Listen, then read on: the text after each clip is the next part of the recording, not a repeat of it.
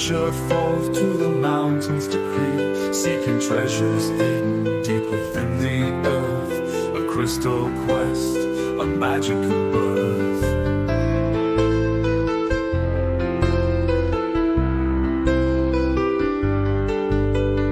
Crystal digging, a thrill and a delight, searching for gems, sparkling so bright. Nature's wonders, a precious sight. Let's embark on this magical flight.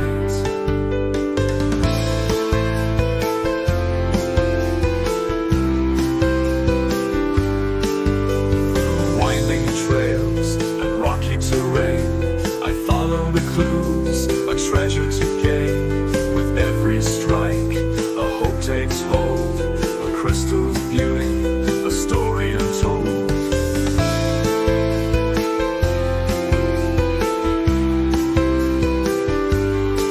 Beneath the surface, a hidden world lies, a realm of wonder beneath the skies. With careful hands and a patient heart, we'll uncover treasures from the very start.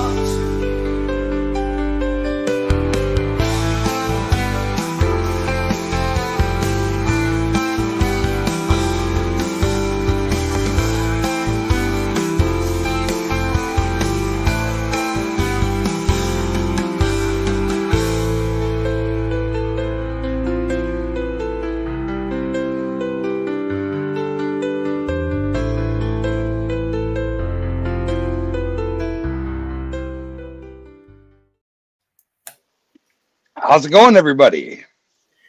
Hello, hello, hello. Gonna switch the layout here. Bam! All right, so we got Kristian and Daniel from Mineralwereld. I'm not going to try to say it the other way, but it's pretty close to, was it Mineralenwereld? What was the V? You can try it if you want. Yeah, nope. I was going to have our buddy Jack with Gold Pan and Dutchy Jacko. He actually met you guys in person. Have him try to do it. That's cool. I didn't So know these that. guys are our first international guest hosts. And where do you guys hail from? Oh, We lost one. Kristian hit the wrong button. I'm still here. He'll be back. Where are you from, Daniel? I'm from the Netherlands, so maybe better known as Holland, or if people are not too familiar with geography, Amsterdam is also fine, but I don't actually live in that city. But some people just tend to say, okay, Amsterdam is the Netherlands. Just getting a message Like from you're Kristian. I'm one of those people. Capital, eh? Yeah. For people that live in the Netherlands, we often say that Amsterdam is for tourists, and the rest of the country is for the people that actually live here. Yeah. No, but Now, thanks again for inviting us for this show. Really appreciate it. Yeah, absolutely. Thanks for stopping by. And One. I got one quick question that's off the wall. When did they actually change the name of the country to incorporate the whole Netherlands instead of, Holland and when did they change that? Because when I was in Amsterdam and Rotterdam, and it was Holland back then in the 70s. I can actually give you a short history lesson. It's been the Netherlands forever, or at least since it was founded. But Holland is actually the name of the western province where Amsterdam is located. So you have we have a couple of provinces, and the biggest ones are North Holland and South Holland, or together Holland. And that's the name that just sticks. But officially, it's Netherlands. Oh, okay. I didn't know that. They taught us wrong when I was a kid. Yeah, don't tell a Dutch person that he lives in Holland. Just tell him they live in the Netherlands. Okay. Exactly. So what do you guys do? Yeah. What we do. Yeah, we're the crystal prospectors from the Netherlands. But yeah, of course, we do that. Not only it's our hobby, so it's our passion. So we have a divided life, as in crystal prospecting, and of course working in my case, and as a team lead somewhere. But yeah, it's for us a hobby to go out in the mountains or the quarries to go out for crystals prospecting. What kind of crystals do you find when you go out? It's I know so there's- yeah. No, I was going to say I know there's like a wide variety of different types of crystals, probably. But what are the most common you'd find? Yeah, that's a good one because in Europe we go everywhere except for the Netherlands. We don't have crystals. Yeah, we have some possibilities to find some crystals, but it's difficult. So we go to Belgium. Of course, there's a lot of calcite quarries or calcite deposits, as you can say, or quartz or some other crystals. And in Germany, it's a variety of quartz, like amethyst, smoky quartz. But there's a lot of things more. But the main, crystals we are finding are calcite pockets or, crystal like quartz, smoky quartz, amethyst. Oh, So cool. that's the main thing we find. Yeah. Do you guys when you mine for your crystals, do you actually keep them all, or do you sell some, or are people looking to buy these at like rock shows or stuff like that? Both actually. Well, as Kristian said, for us it's a hobby slash passion. So it's not something that we pay our daily lives with, but sometimes people ask us, hey, we saw your YouTube videos or Instagram posts and we saw you find some nice smoky quartz or amethyst. Do you also have something for sale? And then we do that on a private basis, so not as Mineralwereld, just to assist ourselves in this hobby, because I think you can understand it's not a cheap hobby to have. Oh no. We all I can feel agree with that. that. As a prospector, I have a claim, and I know the expenses get high if you don't watch it. Yeah, exactly. Yeah. Yeah, a good one also to say, Travis, is like we went to Switzerland last week, but you pay per day or per week for a patent to search there. And that's good, but you pay around 35 euros. I don't know it's a dollar, but some kind of $30 maybe. Yeah. And that costs a lot of money, of course, when you go out for a week or more. Yeah. Oh, Yeah, because yeah. it's per day indeed. Wow. So you guys have to pay per day every time you go out looking for any kind of minerals or specimens. Well, if it's in Switzerland, many of the other countries in Europe are pretty much free of charge, depending on where you are. There are some famous locations in Spain where you can find these really nice pyrite cubes, the really perfect ones. Oh, yeah. I think it's closed, but when we were there a couple of years ago, it is indeed pay per day, and that can get quite expensive. Yeah. So you do have to save a lot of money during the year to make trips like that. Yeah. Okay. Do each different country that you go to prospecting and mineral hunting, do they have their own separate laws governing what you can take out and what you can't? Yeah.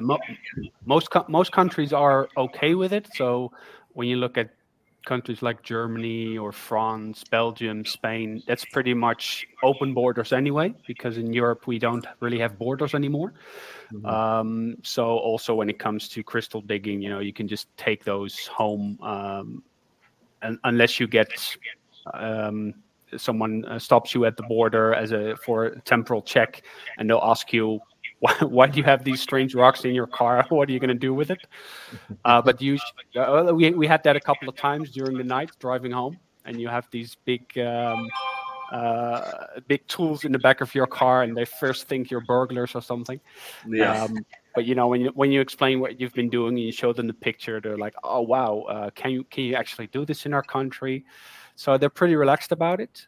But we do often get, and I think that's the same in the USA, when you got privately owned lands, where you actually have to go to the landowner or municipality and ask, well, I want to start digging holes on your lands. Do you mind if I do that? Yeah. Yeah, it's Wow, the same that's here interesting, too. Yeah. Some people are actually quite surprised when we do that. When I've had I was on holiday in Croatia once where there was a stone quarry, and I drove in, and the guy at the fence was like, "What, crystals? What's that?" He had absolutely no idea. What are you doing? Yeah. Wow. Interesting. Yeah. How long have you guys been doing this for? Yeah, well, I started out when I was around 7 or 8, so it's 30 years now. And of course, it didn't start with the prospecting as I do now, but when I was a kid, I get used to with crystals. In Germany, there's a very famous town for crystals. It's Ida Oberstein. It's one of the capitals, for example, in the past for crystals digging, but also buying everything from import and export. And that's why I started in a quarry where you could search for your own crystals. And it was it was a quarry with amethyst geodes or quartz geodes with calcite in it. And of course, when I was 8, I was totally blown away with it. So I didn't let it go. And it only got worse and worse, or better. I don't know how to say. Yeah, right. Absolutely. I've noticed that. I've noticed that with my grandkids and some kids that I've taken under my wing here in the neighborhood. Made up a little gold bag and put some crystals in there and some shiny rocks. And when they find that, they're just ecstatic. They love finding the pretty blue rocks and the pretty purple rocks, and they're not too much worried about the gold. They'd rather see the pretty colored rocks.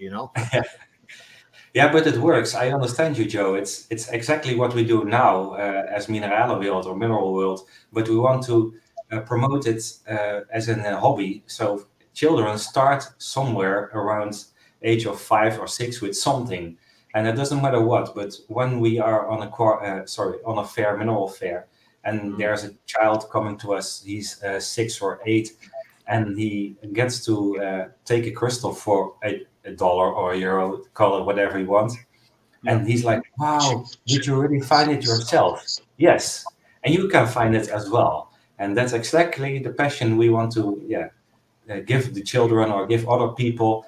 It doesn't matter which age, but you can start everywhere and every time with a new hobby. And it's definitely a fascinating hobby, definitely. And it captures the interest, like you say, of the young kids. And that's more or less what we try to do in with the gold panning and stuff like that. I love teaching little kids that it's hard to do, but it's fun teaching them how. And when they see that shiny in the bottom of the pan, or those pretty colored rocks, or those little clear crystals, they just it's fantastic. He's the teacher on their face. Yeah. Respectful. That's exactly what we ever want to do.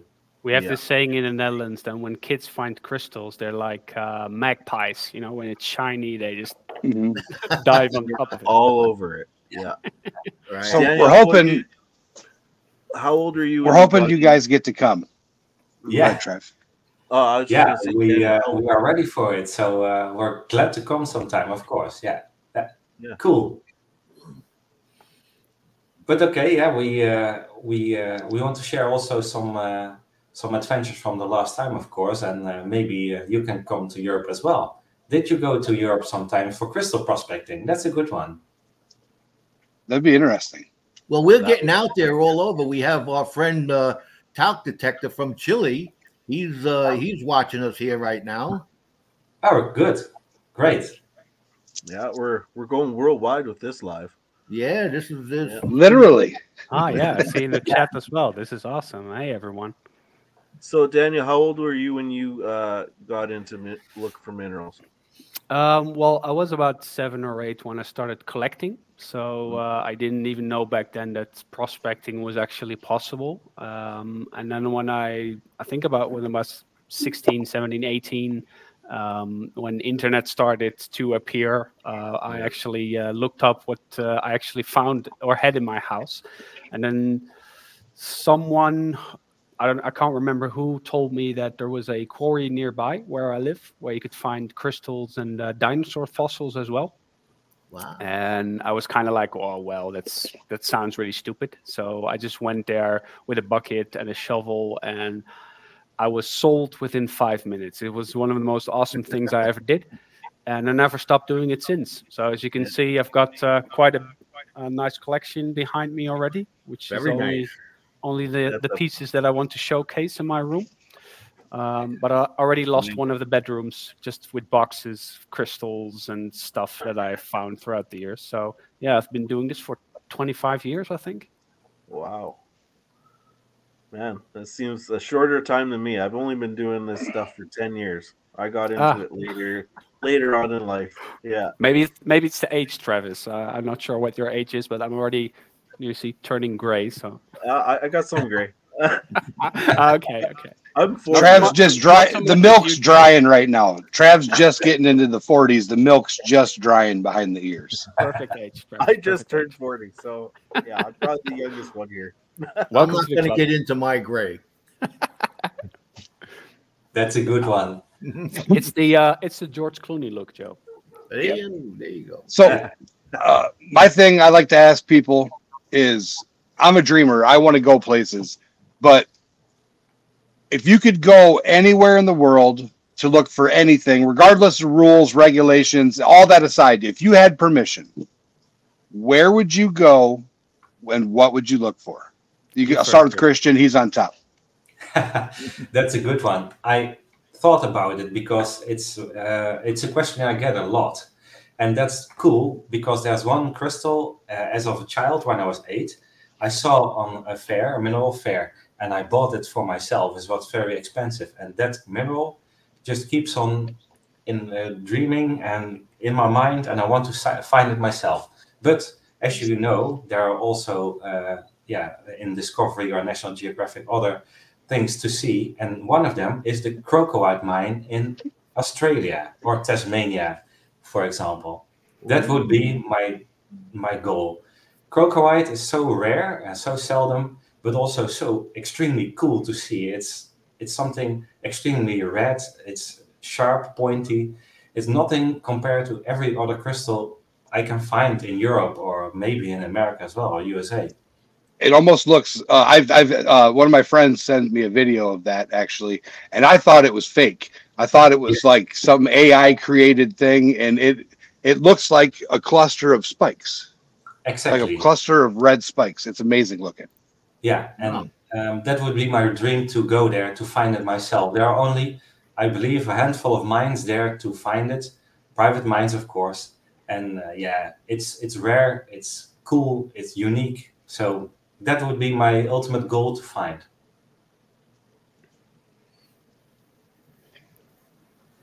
All right, Daniel. Yeah, well, it would have been on my top as well, but then Kristian beat me to it. Well, you're going to ride with him. You're going to be flying with him, right? So you guys rode together. So now where are you taking him? Where are you taking Kristian? I'll take it as a good second. Well, I'm a really big fluorite fan. And one of the dreams I have is to find a really big purple fluorite. I already have quite a lot of them on the left side of my display cabinets right there. But there's an old famous mine in the northern part of Italy. It's completely flooded. However, it's been closed for a couple of years. But I do hear stories of people going in and finding really big, dark purple fluorites undamaged. So I still have a dream to go there, even though it's probably forbidden. So you didn't hear it from me. But any other location with nice fluorites would be fine as well. I'll go with you as well, Daniel. Yeah. Okay. Good. Yeah, Good. Yeah. Good. But I'll join you with the crocodiles as well, because I was already smiling when you told the story, because I've got the exact one in my top 3. Yeah. If I'm not mistaken, I think we have quite a few fluorite mines in California, don't we? They're scattered throughout. We've got a couple here. Well, not mines, but there's locations where you'll get more greens into the purple, and then some are the pinks into the blues. But the further, like in Arizona and Utah and Colorado, there's an area where there's just the ultra deep purple where it almost looks amethyst. Oh, wow. Yeah, Yeah, those are the ones. Also have from the past, I believe it's closed, the Elmwood mine in Tennessee. Yep. It was very, very famous for its exclusive fluorides, but yeah, it's closed, I think. And that's not too far from me. Really? I think we're little under 2 hours away from that. Yeah, it's kind of that way. I would say Yeah, just just open right your over own here. mind there. Just start out. Yeah, just do it. It would be good to start there. Well, next to that, I'm also a really big fan of smoky quartz, and then the really dark ones. But luckily, Kristian and I already found some awesome locations in Switzerland, and we even found nice ones last week when we were there. So I already checked that box that I no longer need to go there. Well, I do, but you know what I mean. Yeah, yeah. Anita from Madtown Magnet Fishing Adventures say hello, Daniel and Kristian. She's from up in Wisconsin, almost Canada. Cool. Almost Canada. Yeah, cool. Pretty much Canada. Greetings from the Netherlands. Nice to see you here as well. Yeah, yeah, exactly. It's good to know everybody at the moment. So a majority of your videos are not in English, but they are closed caption available. That's how I watch your guys' stuff. You guys speak excellent English. So when are we going to get a video in English? Dang it! we could do the next one. That's perfectly fine. But then we'll do just one video, because usually when we take these videos, it's like a 4 or 5 day recording. Especially when we went to Switzerland last week, we were pretty much recording throughout the day. And then during the weeks, we produce, I don't know, 3-4 videos, something like that. But yeah, we can do one in English. That's fine. So one of the things I was looking at having done for ours is AI creates a terrible translation. I believe, but what I wanted to do was have someone that speaks a different language, but also speaks English, take the script and then do a voiceover. So you guys could voice over your own video into English as well. I mean, it would look like the old Japanese kung fu movies, but still, we would like, because you guys get a lot of cool stuff and your videos are top quality. Thanks. But I have no idea what in the hell you're talking about. Neither does AI or Google. Like when you do the summary, it's like they found some pretty crystals and went on long mission to do so. Yes. Okay, cool. Okay, but I want to know, like, more. I want to know more. Yeah. So is that something you guys would consider doing for your international? And yes, I know they say who speaks 2 languages, bilingual, 3 trilingual, who speaks 1, Americans. Yeah. Yes. But well, we have discussed this together a couple of times, and I think only just since of this year and last year we started to get more people following us from abroad, so outside of Netherlands, Belgium, Germany, where Dutch can be quite understood quite well. So we already started with the Dutch subtitles, which we type in ourselves. That usually takes the most time when editing videos, getting those subtitles in. Yeah, speaking in English, for me, it's perfectly fine. I've been an English teacher in Thailand for a year, so I don't mind. Kristian, what about you? Yeah, for me, it's not a problem. The only thing I'm thinking about, and that's a good one, Jericho, when we make videos, it's not scripted at all. It's just the feeling and the excitement at the moment. And what we have encountered when we are going to talk English to each other, well, we are making jokes, of course, when we're searching. So when we're prospecting together and we make jokes and we find a pocket, then it's the first emotion that comes to mind is just it's a Dutch word. And then wow and great and geweldig, awesome. So it's possible in English, but the first emotion and the real feeling from the movie, yeah, then we have to speak English all the way down the road when we are prospecting. It might. Well, no, I mean, it might look scripted then, but it's. Well, no, I mean, you could just do it to where you have the emotion in it natural in Dutch, but then so then when you get into the part where you're explaining what you find or you're talking about the different things, you cut out the Dutch and say it in English, like the different parts, like just like that, and that way you already got your video edited and put together, so you don't have to do it. Refilm it, you just do the voiceover clip. Right. Yeah, that makes sense. That's a good one. I think it's a good one after, of course, this live stream and all the things we get from the USA at the moment. So, of course, we're open for it. But it's also a good opportunity to come by and make some awesome videos in English, of course, because you can't talk Dutch. So the alternative is that we teach you guys Dutch. yeah, Exactly. for sure. Hopefully, this is going to open up your horizons to a new audience here in the United States, because That would be awesome. when we spoke to you prior to going on live here, I seen some of the specimens that you've collected over the years, and they're very fascinating. Us here in the United States would love to see it. If you have any, if you'd like to give us a preview of what, like when you went on prior to us talking to you from the video, you went on this trip last week, and I was wondering what you came back with. This is a very good one. Daniel, will you start out with a video or a picture, or? Oh yeah, definitely. Do you have? Maybe that's a good intro to give some magic to the moment. Do you have any interesting video? Otherwise, I will have one. But I have to search. I don't have a video. I only have a picture, I believe. Okay, well, I'll Excuse me. If you start with a picture, I'll find the video of the first pocket we found last week when we were in Switzerland. We went there from last week Tuesday until Saturday, so 6 days of prospecting. And immediately the first day was just the worst weather.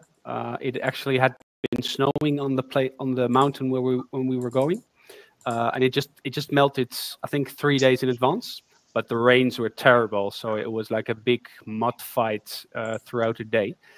And we actually went back to a pocket that we found, I think, a year earlier that had potential. So maybe if you could show an overview picture, I will find a video. And we called it the best kept secret pocket. So it's in English already. Ooh. Yeah, I can only say I can show you one picture. It's from the environment. It's from the surroundings. So I don't have anything from our pocket yet because we didn't render our photos and films from last week yet. But as you can see, this is where Daniel is in the mountains last week. Oh, wow. And these surroundings were the basis where we started out prospecting. It's a new environment. It's totally new. We didn't know where to go. We only know this area can be interesting for quartz, smoky quartz, and other crystals. Wow. And with this kind of sightseeing, this is unbelievable and great to experience, of course. What's the altitude? We were at around 2,600 meters. Yeah. Yeah. So the top of this mountain is over 3 kilometers. Wow. And we're just below that. Yeah. Hard to breathe up there, isn't it? Yeah, definitely. Yeah, what we try to do is that you've got these altitude levels where the trees stop growing, but also further up where the grass stops growing, and that's the good location. Wow. That's 8,530 feet, Joe. I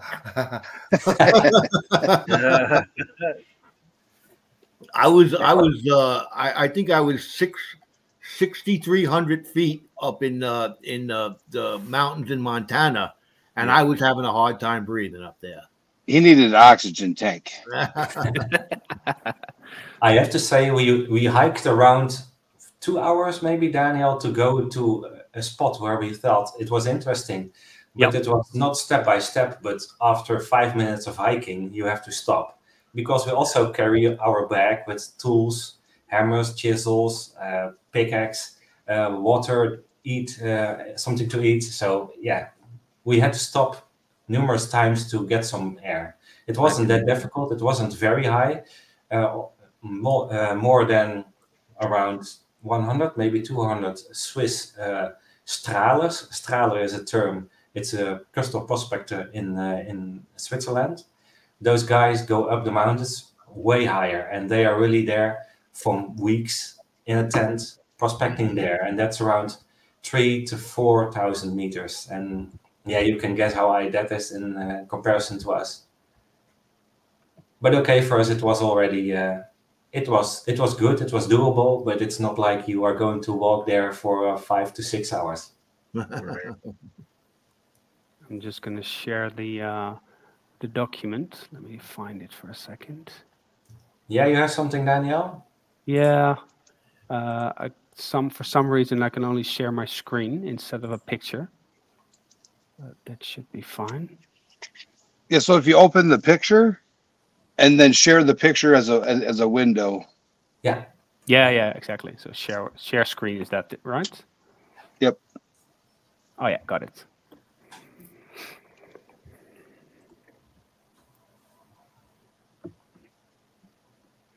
I can add it up there.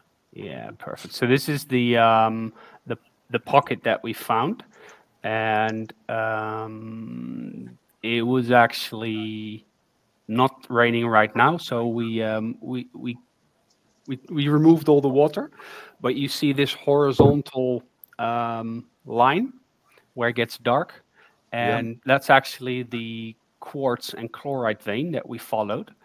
And just below the dark corner, so you see all the equipment on the right side. There's some rocks and a can there as well. Those are actually already plates of smoky quartz and rock crystals. But just on the left side where it's dark, that's where the bigger crystals form. So you see like a small cave, and those are the pockets that we search. Wow. So from there, we just dig into the hard rock all by hand, and yeah, it takes a lot of time, especially when it's raining. How deep do you go? This is about 2 meters into the mountain. Wow. How thick is that vein? When it started, it was a few centimeters, but the pocket itself was 15 centimeters high, so it's half a feet or something. Yeah. I've got one video as well where we actually remove all the rocks in front of it, and there was a big crystal in the just that flushed out, so it was in the mud. Let me share that one as well. I should be able to select the video. Yeah, this is the one.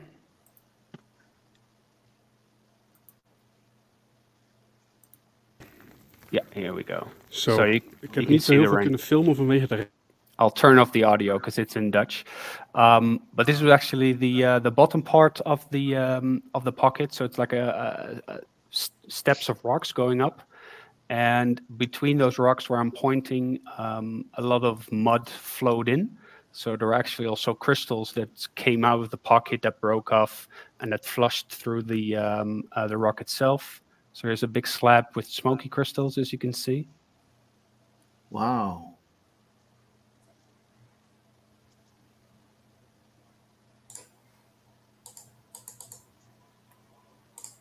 And the whole bottom side of that pocket of that vein was filled with crystals.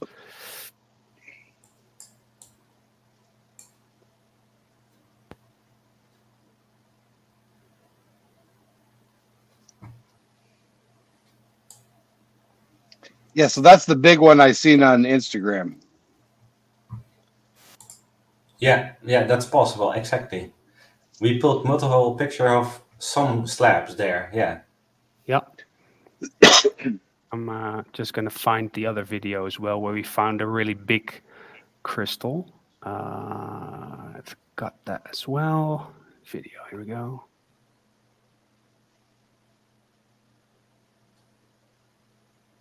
This is the one, I think. Yeah, here we go. So as I mentioned, a lot of those, from those slabs, a lot of big crystals flushed down. And we found a big one there. Het regent nog steeds. En het is... So you see Kristian digging, moving all the topsoil layer. But for people beginning with this hobby, you don't actually see anything here. It's just completely mud. But there's so many crystals here below this mud. And yeah, it takes a bit of experience to find it. Here you can clearly see that the mud takes a different color. So where I just noticed that. Yeah. And this is a flush area. So in between the rocks, it gets dry and all the crystals have flushed in. You see the right and the left. It's like a sluice box, a natural sluice box. And you'll see what happens. I didn't put this in there, but there's a really big crystal just that flushed in. Oh, wow. So now, how do you know where to look? That's one of the questions I would ask on your video. Well, Is, because like of that for me, I'm just looking at a giant dirt pile, and I'm like, I just dig and I get a giant pile of dirt. Yeah. Well, we always begin. Oh, let me just get it out first. Oh, So you can see. Is that double terminated? No, I wish. Yeah, it was broken off somewhere. But Yeah, it broke off. I think it came from the top side of the pocket.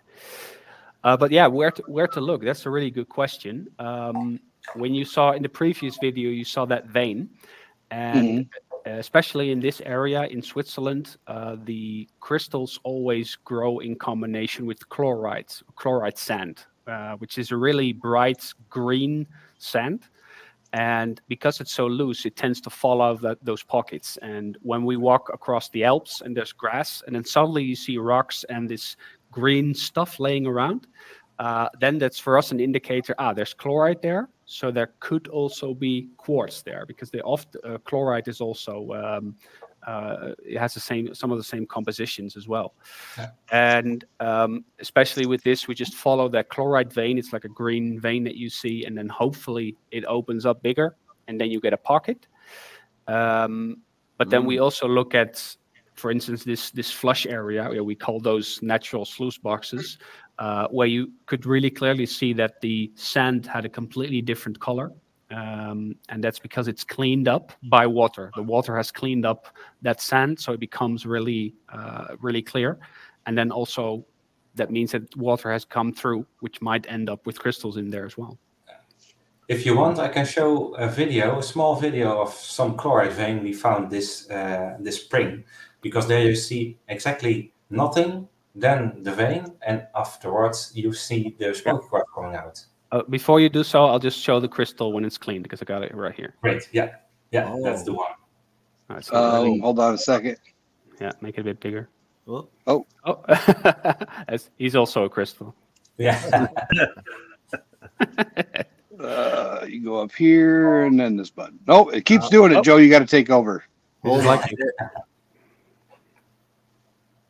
on a second. Let's switch here.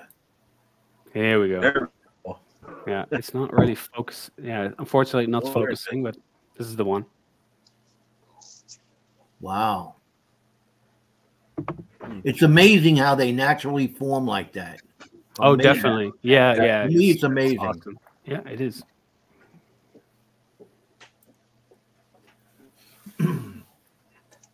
I'll present you guys the video, if it works, of course.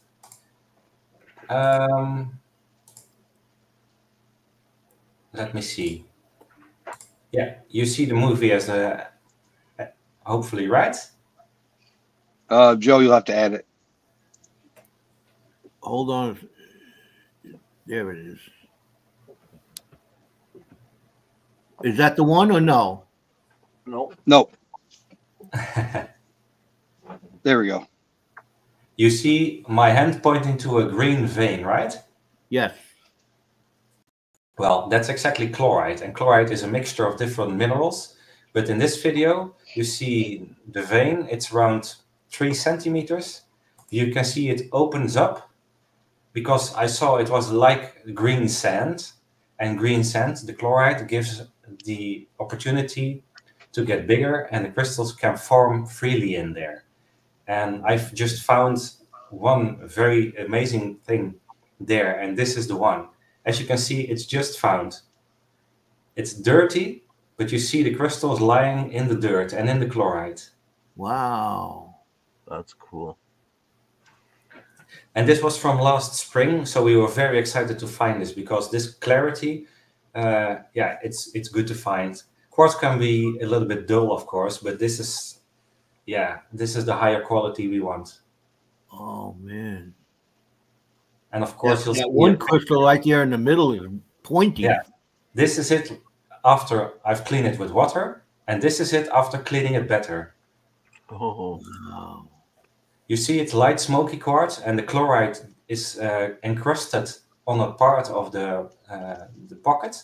yeah. Afterwards, I cleaned it out, and now I have it a little bit more clean, but it's not ready yet. But it's like this now. Wow, that's beautiful. All right. Very nice. Wow. That's exactly, yeah. You find chloride, you don't know what you see because you only see a green vein, yeah, sticking out of a rock, and you don't see a crystal. But after opening it and searching and don't give up, yeah, you find something like this. That's the cherry on the cake, they say. What do you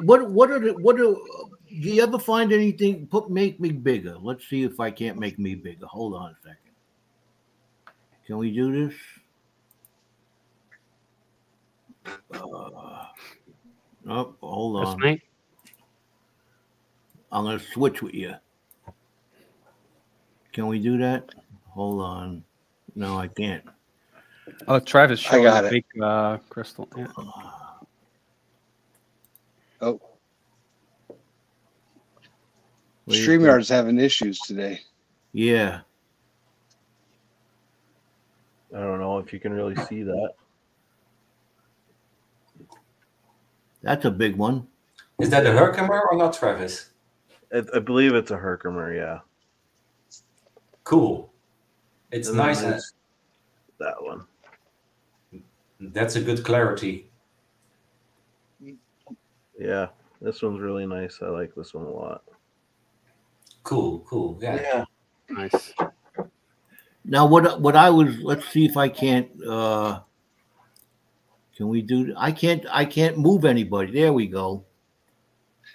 These StreamYard's stroking out, Joe. I got you.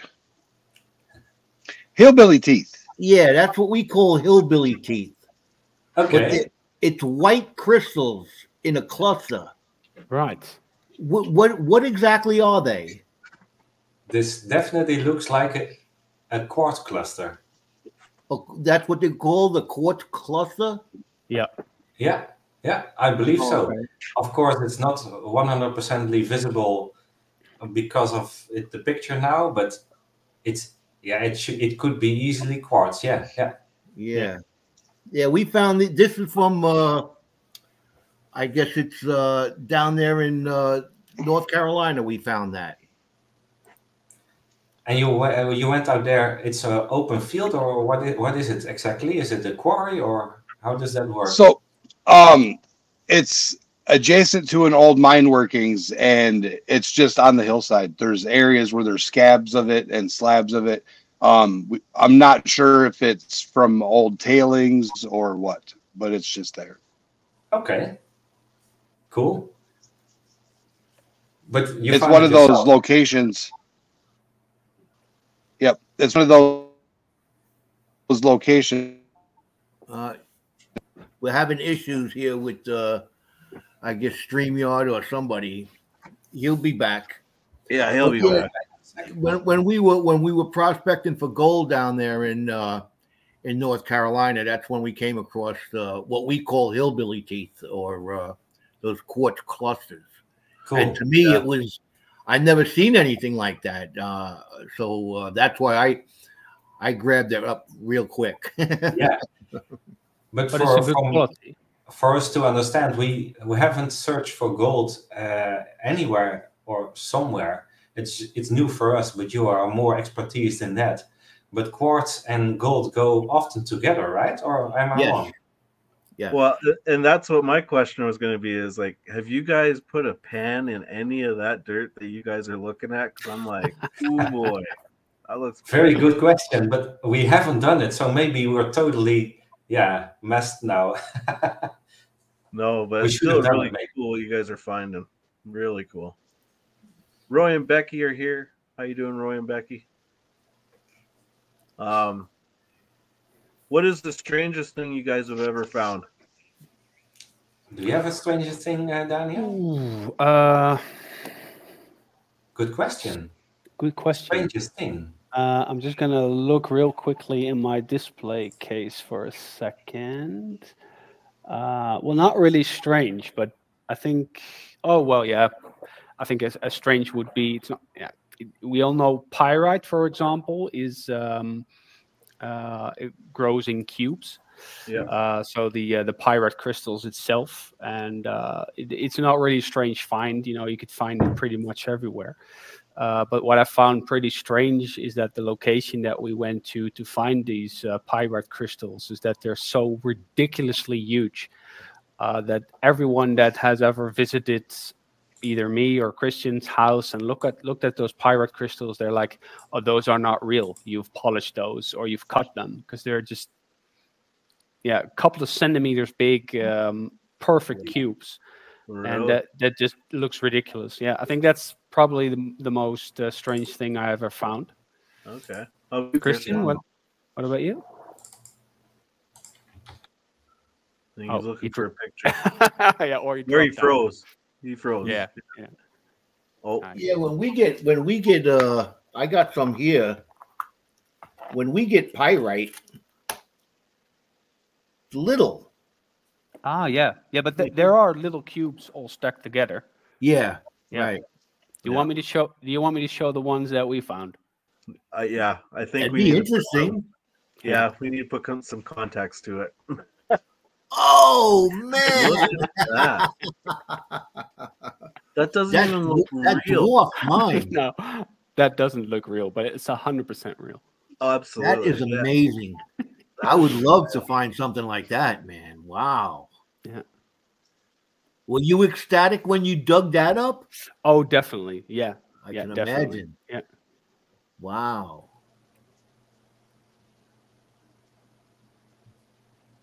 Yeah, that's something else. I would. That would be amazing for us to find over here compared to what we find. Those little pieces. Yeah. So that's a beautiful piece, man. I see. Daniel, will you stop sharing the screens? We finished. Am I still sharing a screen?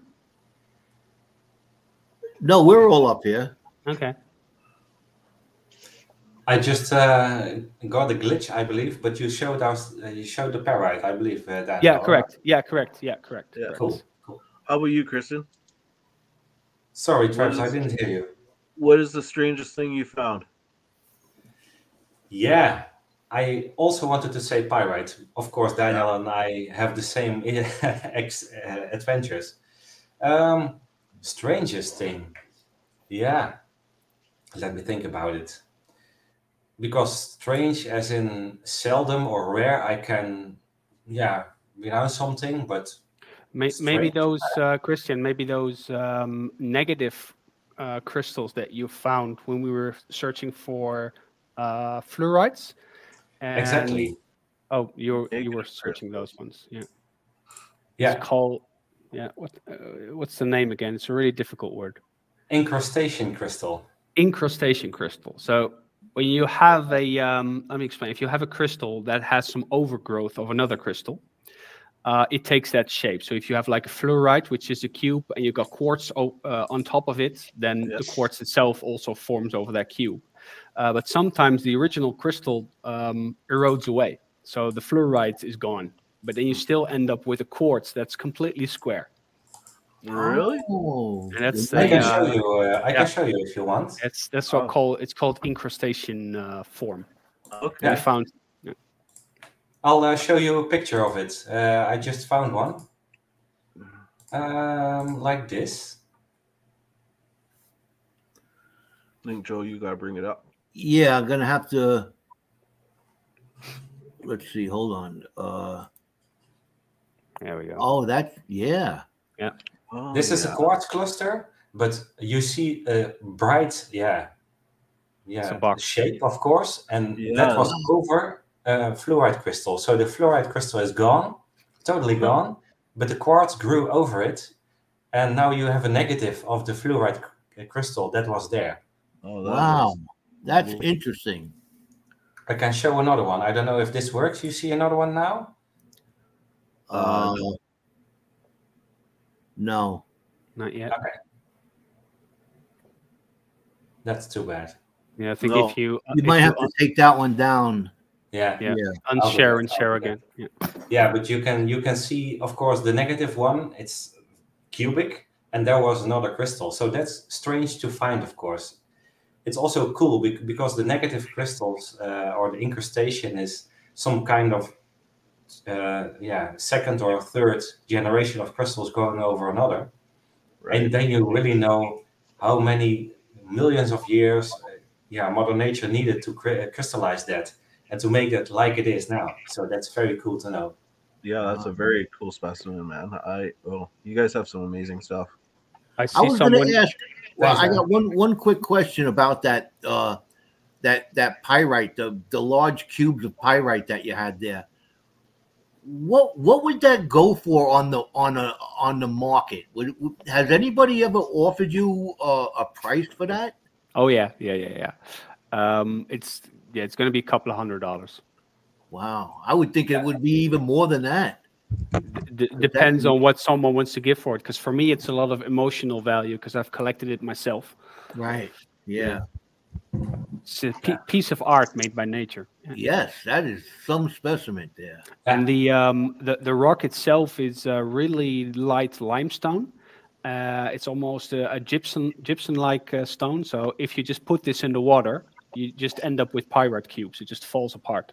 Oh, Wow. So we had to prepare a lot of these pieces by putting them in liquid glue, so that the host rock tends to harden up a bit. Otherwise, it just falls apart. Yeah. Oh. Often when you are searching sugar. for pyrite crystals, they fall out of the host rock. Unfortunately, you have to or take a big one home and prepare it, or take it out and extract every crystal, or hope for the best that it will stay in, but it's difficult. Yeah, we have in the audience here, we have our resident geologist, Rock Butcher there. He when we have questions about minerals and rocks and survey and stuff like that, that's our go-to guy there. Yeah, I see it. He mentioned the crystal form as epimorph. That rings a bell. Yeah. We know about pseudomorphs or pseudomorphs, but epimorph, that sounds familiar. Very interesting. Those are some specimens you have there. Have you ever found any double terminated crystals? Yep. Of course, yeah.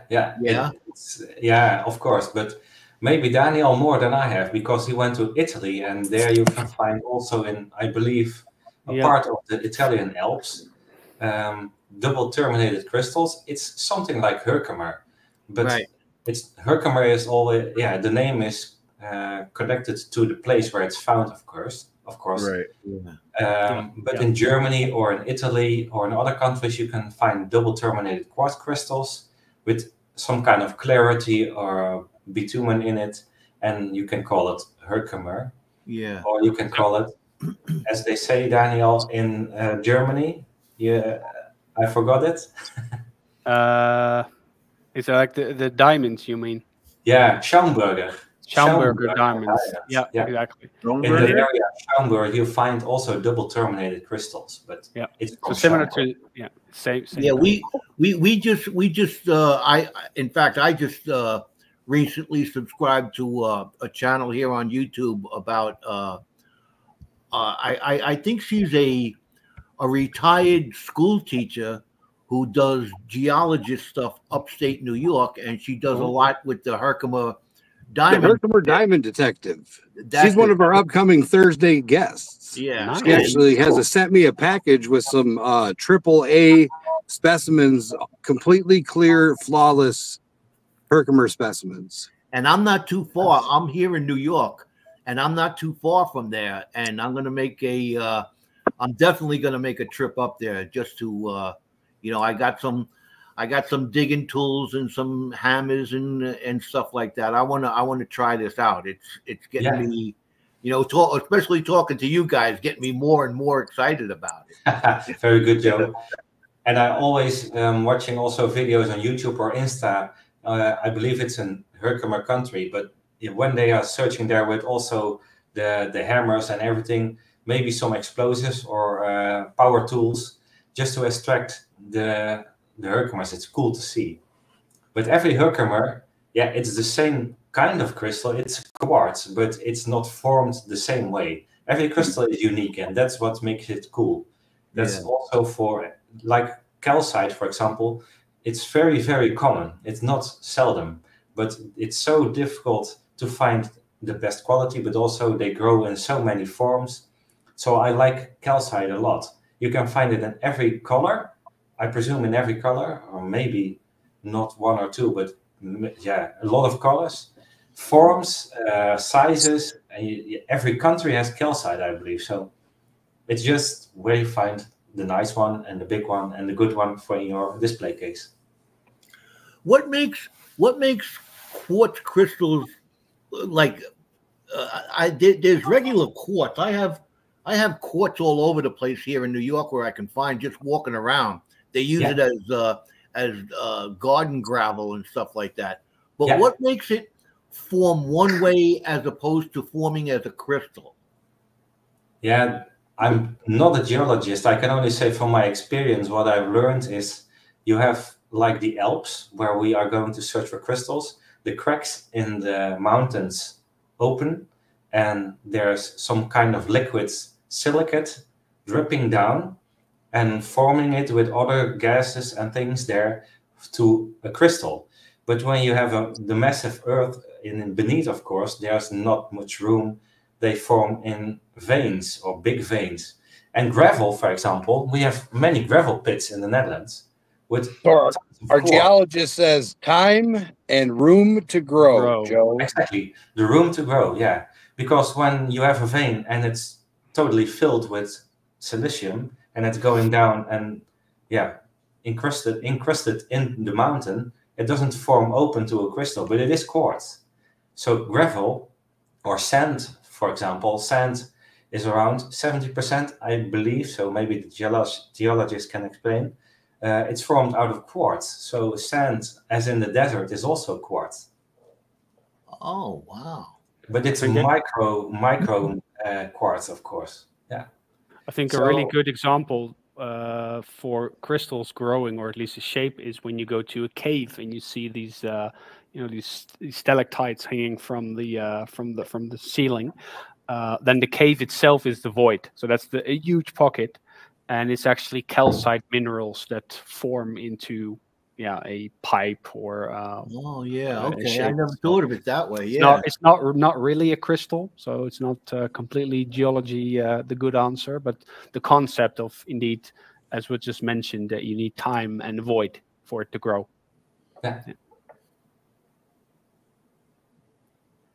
Oh, I see. Okay, yeah. Wow. Very interesting. I love learning about this stuff. I have one of those curious minds. That's why I ask. I don't know. Sometimes I think they're dumb questions, but I'm curious about the answers. And you guys really helped me out there. That's for sure. Cool. And there's no dumb question, of course. It doesn't exist. Everybody's got to learn, and I don't know everything. I don't want to know. Well, I've learned that early. There's never a dumb question. I've learned a lot of things throughout my life. Learned to do a lot of things, and the only way I learned it was by asking questions. Exactly. That's just what we do. And like you are going to Herkimer country, where you are searching for pockets. The good question is, why is the one Herkimer like that, and why is the second one like this? What happens in the last millions of years to grow it like that? And that's mainly the reason. I'm also curious. I don't know the answer for it. Nobody does. The nature does, because it formed it like that. It's like, it's a bit of misty this, but okay, we can't clarify why crystals the one way formed or the other way formed. Always, it's not always clear. Yeah. I don't know. I had some crystals. I think that I won in an auction or something like that. But I think they were cut like that. You know, a lot of people cut them and pass them off as crystals, but to find them naturally in the earth, like you have the pictures there, that's what I'm looking for. Yeah, you often see in mineral fairs these big crystal-shaped quartz, and they're like completely straight and then have the right tip as you would see in normal growth, but they're like this type. Yeah. Those are each cut from a massive quartz. So just cut them up and they polish them to look like a crystal, but it's not. Yeah. Yeah. Usually, crystals from nature, they have imperfections. Like the towers. That was from Native Arizona Adventures. Yes, Joe. Yes, I have them. I got a memory from like an elephant. I'm telling you. So do you guys do like local fairs and shows and stuff like that? Like, how do you guys get your name out and about? Yeah, a good question, Travis. We do it in a lot of ways, but of course, a lot of it is online.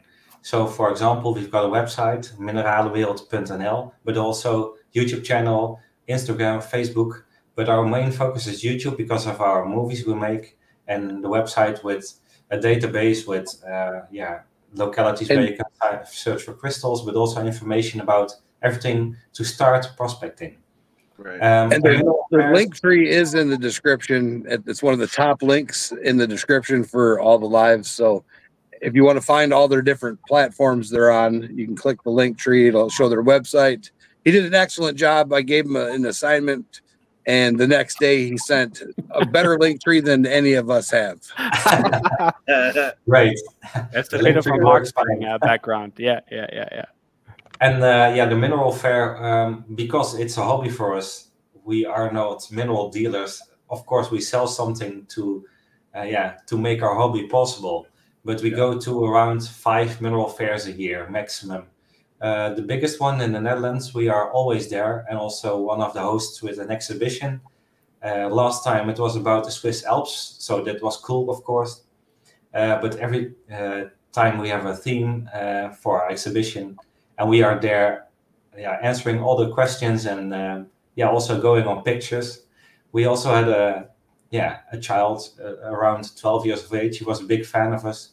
He wants to have an autograph, for example. That's very cool to have. That's just a compliment to get when you are just a hobbyist and you make your YouTube videos and he's motivated to go out prospecting, and he did already. So that's cool. That's awesome. From what I understand, we have a mutual friend, don't we? Yeah. Yeah, we learned that as well. Yeah. We heard for those out in the chat there from the Netherlands, they're good friends with Gold Panning Dutchie, who often comes on to our channel. He's one of the TreasureFam here, and we love him to death. He's funny. He's a nice guy. He's a Yankee fan, and I'm sure he's out there rooting for the Yankees because they're winning right now into the ALCS. So, but we have a mutual friend, Dutchie, Gold Panning Dutchie. Is he in the chat right now? Right? Nope. So he's listening. Okay. I talked to him earlier today. His wife grounded him. He's listening though. He is listening, man. He might comment now that I put his. Well, Dutchie was naughty. We can do a Dutch shout out to Jacco if he wants. There you go. Yeah. So when you're grounded and you're only missing the Netherlands American version, that's too bad. You have to see this, of course. Well, I'll do that, Kristian. I'll do that in Dutch right now. So. Okay. Hey Jacco, alles goed jongen. Fijn dat je aan het luisteren bent. Helemaal tof. Ik zou zeggen, blijf onze video's kijken, zowel van ons, maar ook van de Amerikaanse gasten hier. En dankjewel voor je support. Helemaal top. Nice. I hope he heard that. Oh, he'll definitely watch. But yeah, Dutchie was actually met them at one of the shows, and comically enough, I seen pictures of. He took a picture with you guys at your table, like he did a selfie thing, and then I was like, "Hey, I recognize the name," and then it led to. That's what led to me finding you guys on the YouTube. Yeah, that's very cool, Jericho. But everyone, thanks for finding us, and of course also giving us the compliments, because we don't get always the support everybody gives us. Because when they say, "Hey, you're making videos, but you don't share where you're searching," yeah, also people say that. But we discussed it a lot, and we discussed it also with you guys last time. It's a difficult world when you want to share everything, but when you share everything, it can be destroyed also. So Absolutely. we are as open as we can, and we don't get always the credits, because everybody wants to know, hey, where are you? It's at which spot, and where is that pocket? Yeah, But yeah, okay, yeah. when we do that, then it's over, of course, for the mineral prospecting as we know it now. Yeah. Yeah, because we've had that happen a couple of times where there were either public quarries or natural areas where you could dig for crystals, and then it was either through us or other people. It was, the news got spread that you could find good crystals there at a specific time, and people would actually go there with the dozens and just plow the area. And usually those landowners don't really like that, so then they close it up, and then it's basically over. It's usually people ruining the thing, Yeah, and not pointing any fingers, but it's something you have to be aware of. Yeah. So, I similar see to what Dog with the yeah, exactly. He said, "Don't share it," and yeah, it's very difficult. We want to, but it's exactly not possible. So thanks for the understanding, of course. I saw this is just an interesting question from 406 Miner. Can you put mineral claims on the crystals? In Europe, it's a bit different than in USA, I think, because it's country bound. So pretty much in none of the countries you can have claims. So if you find a pocket or a good location, and then you come back a couple of weeks later, it's probably empty, because people are just allowed to clear it up, unless it's your privately owned land. But for claims we don't really have, with the exception of Switzerland. And in Switzerland, it's actually written by law that when you find a pocket, then depending on the province, you can claim 10 square feet around that pocket if you leave your credentials and some equipment, and then by law you own that land for a year. And the really nice thing is that the Swiss people, they just respect that. So what happens when you come back a year later, you'll see you might have your equipment moved because people have checked your claim, but they just don't touch it. It's such a beautiful country and nice people that they just don't do that. They have respect for other prospectors. Yeah, I wish that was the case here. Yeah. There are stories though in Switzerland of claim jumpers, but it doesn't happen that often. And if it does, then they'll find out who did it pretty fast, because it's not such a big country. Swamp, one of our TreasureFam people, Swamp Dog, says he wanted a pan when he was in Europe, but it seemed like it was highly frowned on. Is that true, or? Nah, well, I think, highly frowned on might be because it's not so common. So people were more likely to look at you in a way like, what are you doing over there? That doesn't make sense, rather than they would send you away. If they would send you away, it's probably because those areas might be privately owned. So But and of course, you always. Sorry, go ahead. You have in different countries, like also Switzerland, but also Sweden, possibilities to gold pan, and not only one, but multiple, maybe tens of 50 times possibility there to find something. One of our friends got there last time, and he was new there, but he got to know some people, and they took him gold panning, and you pay a small fine, and then it's okay. Or a fine, it's not a fine, but you pay something, and then you can pan. Yeah, a fee. Like a fee. Yeah. So it's possible, but it's not so common. Yeah, when you have a gold pan in the Netherlands, people are going to see, what is that? What can you do with that? So Dutchie goes on the Rhine, and he sent some of us dirt from the Rhine, cons from the Rhine, and the gold is very, very fine. And then I have friends that are up in the Swiss Alps, and then Helvetica prospecting, and then some that are even further up in different areas, and they're actually finding nuggets and finding where they're able to do not for dumps, where they go in and they dive. What's it called, Joe? I lost the word. Dredging? Oh, no, just with the snuffer bottle. Oh, sniping. Sniping. Okay. But the gold is visible where they're swimming with the goggles. They can see it, and they're able to snipe it. Okay. Yeah. Oh, cool.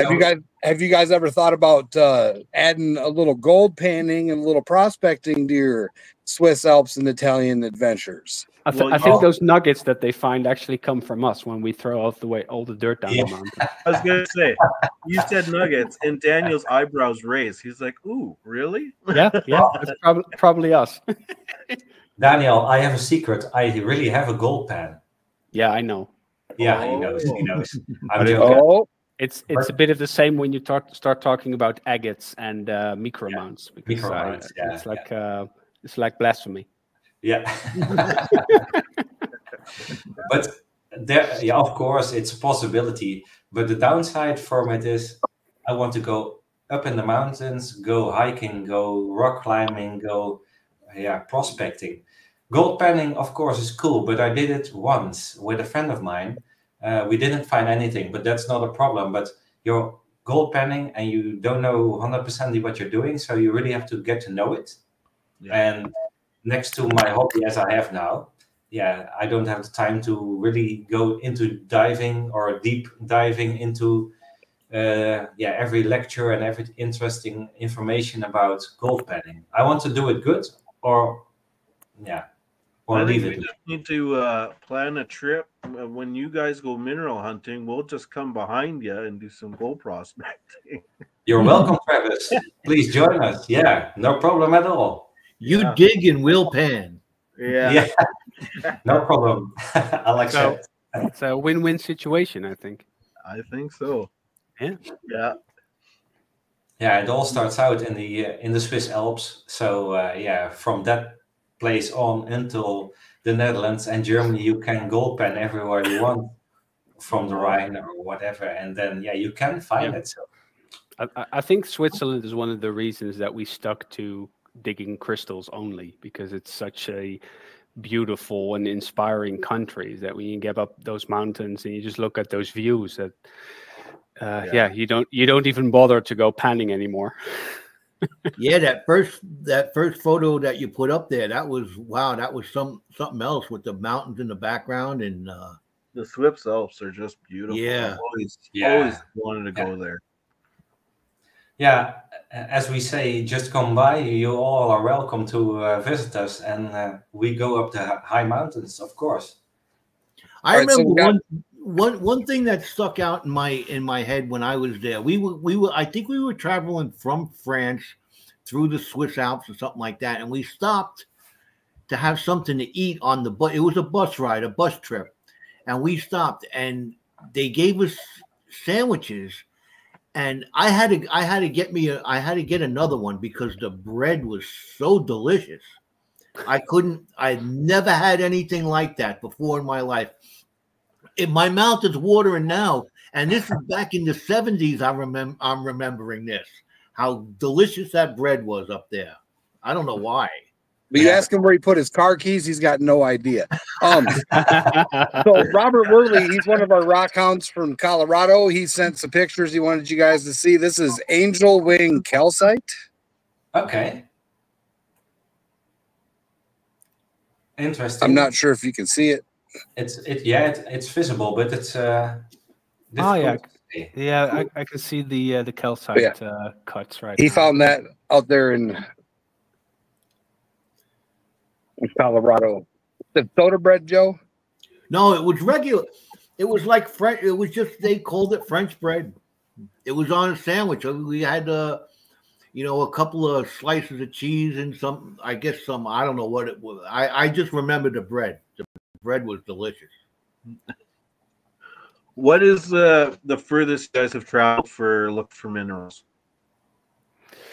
Yeah, Daniel first. For me, that will probably have been the eastern part of Europe in Croatia. When I was there on holiday with the kids, and Croatia itself, a bit of hill, yeah, it's the outskirts of the Alps as well, so you actually pass them. And the area where I was in was a limestone coast. Yeah, pretty much like that. So there were some limestone quarries there where I went in to find calcite. And it was there as well. And when I got home, I found out that the calcite was actually fluorescent as well. So that was really cool. Oh, wow. Crazy. Yeah. But those were really small crystals. So they didn't make it to the display cabinets though. But at least I know from, no, it's the furthest I've ever been to dig crystals. Yeah. Oh, wow. How about you, Kristian? He dropped out, I think. And he froze. I do. Go ahead. I do know that he went to Oman, to the Middle East on holiday as well, and he did some prospecting there as well. Oh yeah, yeah. I think there's even a video on it on our YouTube channel. Oh, yeah, he sends me a message. I'm dropping out again. Yeah, so he went there on holiday, and during hiking he found out there was some quartz or calcite veins as well. So then he sent me a message about there he is again. So yeah, I'm back. I was just explaining your story about Oman, which I think is the farthest thing you've ever been. But yeah. You'll have to tell the world instead of me. It was it was really Oman. I don't know if you know the country. I didn't before I got to know it, because we went to my relatives, my family, and we went to Oman, but I didn't know anything about the country. I can show you a picture if you want.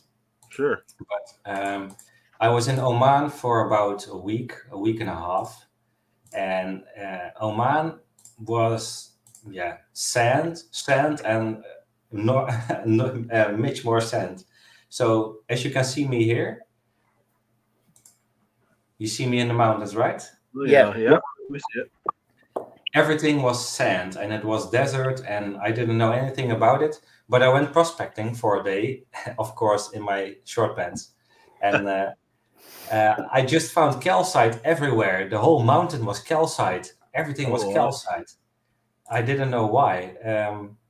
This is the calcite I can share you guys, but it was the furthest I went for crystal prospecting.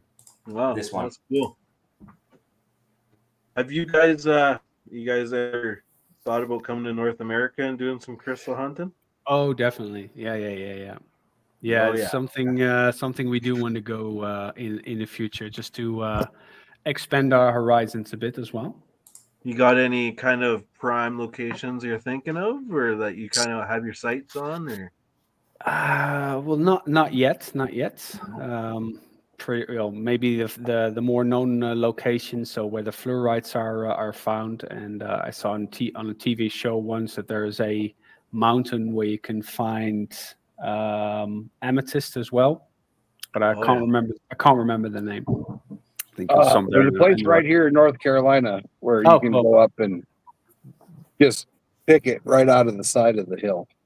Then that's probably the place to be. Or even here in Canada, Thunder Bay, where our geologist lives. That's a famous one as well. Yep. Yeah. Thunder Bay is really famous, also in Europe. Yeah, here it is. It's Hiddenite. Hiddenite, North Carolina. It's got the amethyst, then it's got the fluorite, emeralds, rubies, and sapphires. It's crazy what they have in that little area. Yeah. Well, I've got to say, of course, we don't really know everything about crystals prospecting in America, because we know you guys and some other now, but for us it's virgin area. So please, we go there, but we can go somewhere without knowing anything, but it doesn't bring anything. So you have to have your connections, you have to have your permits. Yep. So before I'm going to America, I want to know where to go. I don't have to find anything. It's just the adventure of crystal prospecting. But I can't go there and say, hey, I'm on the airport now. Let's go left. I'm going to prospect there. So it's preparation. Yep. So with Hidden Night, you pay $25 and you get to go for the full day. They have what they call creeking. You go down to the creek and then you get to find all the runoff crystals, or you can go up and then do what you guys like to do and dig in the veins up on the top. And then they also have an area for sluicing where they go in with their machines and they bring in buckets of material for people that aren't able to go out and dig. Okay. And I believe it's a similar situation in Thunder Bay as well, with a small little fee, right? And then you can, like Jim, our rock butcher, our geologist, he was finding amazing pieces of amethyst. Buckets and buckets full. Buckets. Wow, cool. I know it's very rare and seldom in Europe to buy it somewhere on a fair, or you pay a high price for it. So yeah, cool to see. It's with hematite, I believe, or not. And I was just going to say, and Jim just pointed it out. So if you guys are coming to North America to go crystal hunting, you just better make sure that you organize a pallet for air cargo, because you're not going to be able to fit all that in the suitcase. And he's not kidding. There'll be places where you're going to go and you're going to just see stuff and find stuff, especially if you go down to Arkansas. There's giant crystal. Yeah, big ones. Yeah, we know that one as well. And, you know, looking at Kristian and myself, we often make such big holes and find so many crystals. So I think if we go to North America, we'll surely have to use a couple of pallets. Yeah. Maybe you just buy a plane. We have cash enough. Yeah, or you might as well just rent the plane. Yeah. But really, of course, we'll come by and do that stuff. And we'll have to prepare good. Because I believe there are many possibilities we have in America, not only us, but to find crystals, it's much more common than in Europe. And that's good to hear. I don't know if you guys have some place we definitely have to go, or where the crystals are so rare. Or what I'm going to do is I'm going to send you the website that I use, and you can go state by state by state, and you just pick the pickaxe. Like for the thing that I put up on there, I put it on my Google Maps. So if I'm in the car, I can just pick one of these locations and it gives me the GPS coordinates, but it tells you what is there and what you can find, but it doesn't tell you if it's private property. You have to do more research to find out if you have access, but you can still get a generalized idea of what has been found in these locations for state to state. We do the same on our website, where we have a Google Maps for the Europe region and different locations that either we know or that people within our network know or that are well known, and we just put them up there. People can click on them. They can see what kind of geology it is, what kind of minerals you can find, what the address is, whether indeed or not there's a privately owned. From there, people can actually chat around that location. So if someone asks, hey, what's the current status of that location, or has anyone been there, or do you want to go together to that location? So it's kind of interactive for people to start their journeys on our website as well. That's really cool. Breaking down those barriers so people can, you know. Oh yeah, definitely. And considering everything is online nowadays, it's the best place to start anyway. You know, in the old days, it was all piece of on paper, and people you had to be in that network to find the locations. But now they're just online, and which is amazing because, like, look at this, we're networking. You know, like you guys are in Europe, we're in North America. It's just amazing how the distance is no longer kind of an issue that way, right? Exactly. It expands our world, not only ours, but everybody's world. And the world is one big pile of rocks with every kind of crystals you can get. But where is what, and what can you find? And is it findable also? Yeah. And now we can relate to you, and you can relate to us. And that's good that you can share information in this moment. They call us the third rock from the sun, no? Right. So I dropped the link for you guys in private chat, and I also put it in the public chat. Cool. It's rockhoundresource.com, and then you just go in. This I put up the North Carolina location guide, but you just go in, and it's got an interactive map, and it also has. If you go into the menu, it has a state map, and you just pick any state you want to go to, and it'll pop up with different pins and locations. Great. Thanks. Thanks. We'll check it out, of course.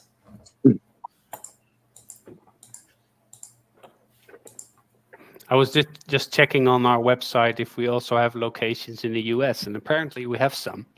Yeah. At least I can click on not on the state, but USA as in general, and there's some pins on there as well. So we have plenty of things to still do. Yeah, cool. Yes. Trav, you're gonna have to share that in your chat. What's that? Hang on. Because it's not RTMP in. Okay. No, I see. Oh, yeah, it's the wrong one. I like it so. All right. Okay. Yeah.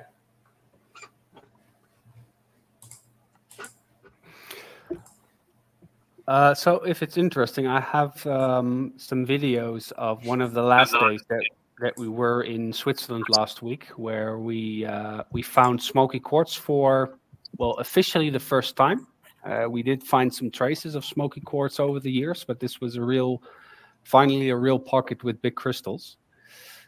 I'm just gonna share a video. One second. Here we go. I got 2 videos actually.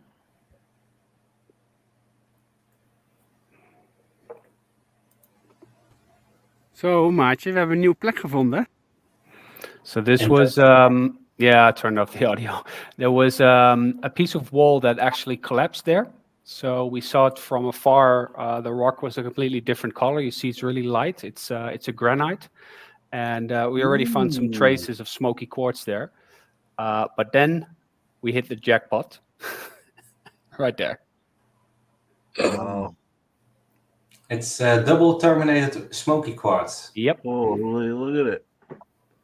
Just sitting there for you guys. Yeah, exactly. Just sitting there. Oh, wow. What a find. Wow. I like how it's kind of twisted a little bit too, hey? Yeah. It's twisted a little bit, yeah. And you can see the chloride here very clearly as well. So the green Yeah, stuff. the greens. Yeah. Yeah.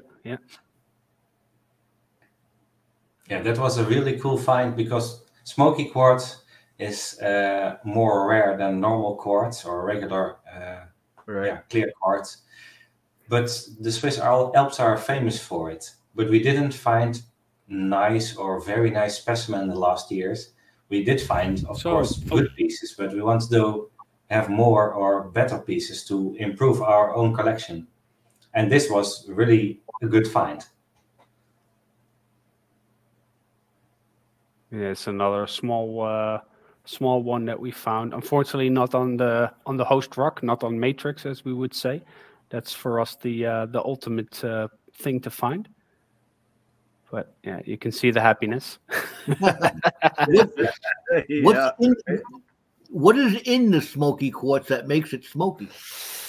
I think geologist question. I don't know. I think it's a metal. Yeah.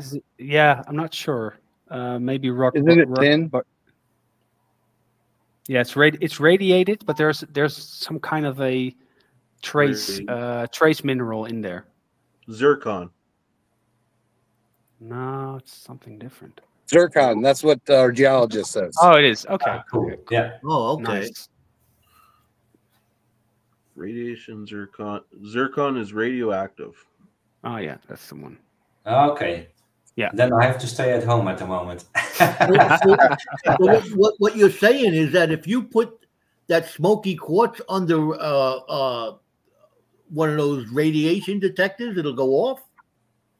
Yeah. Really? Really? Oh. Wow, I didn't know that. I also didn't know that.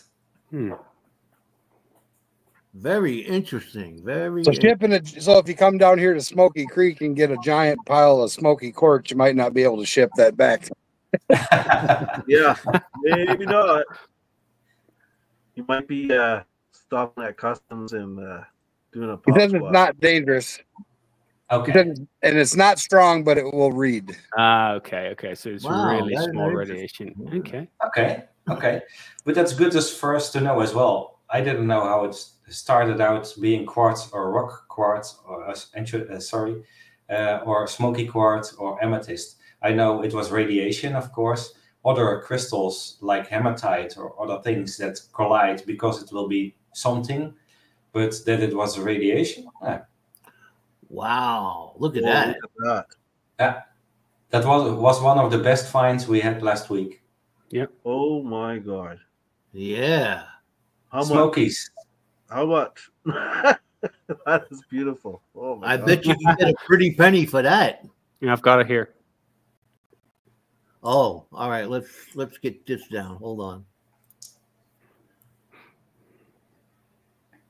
Can we make them bigger? There it is. Yeah, here you go. Oh, So it was the same pocket where we found that big one, but unfortunately we were too enthusiastic to actually film it like the other videos.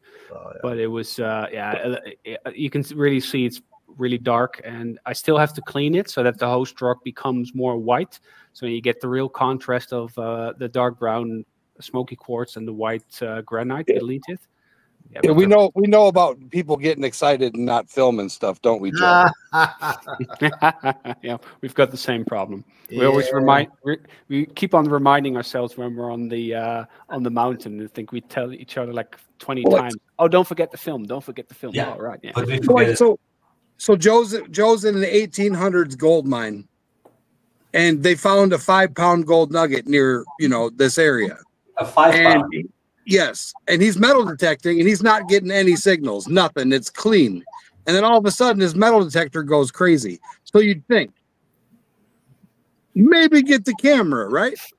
Maybe, yeah, maybe. Yeah. But Might be a good idea. he didn't get a monster nugget, but he did get something cool. Yeah. And I yell at him every day about it. So Okay. 1818 to 1836 was the years that was made. What is a lock? It's a Padlock, lock. yep. Yeah. Cool. Wow. Nice. A piece of history right there. Absolutely. Very old. Yes. All right. So Robert sent a picture of barite, but my phone overheated.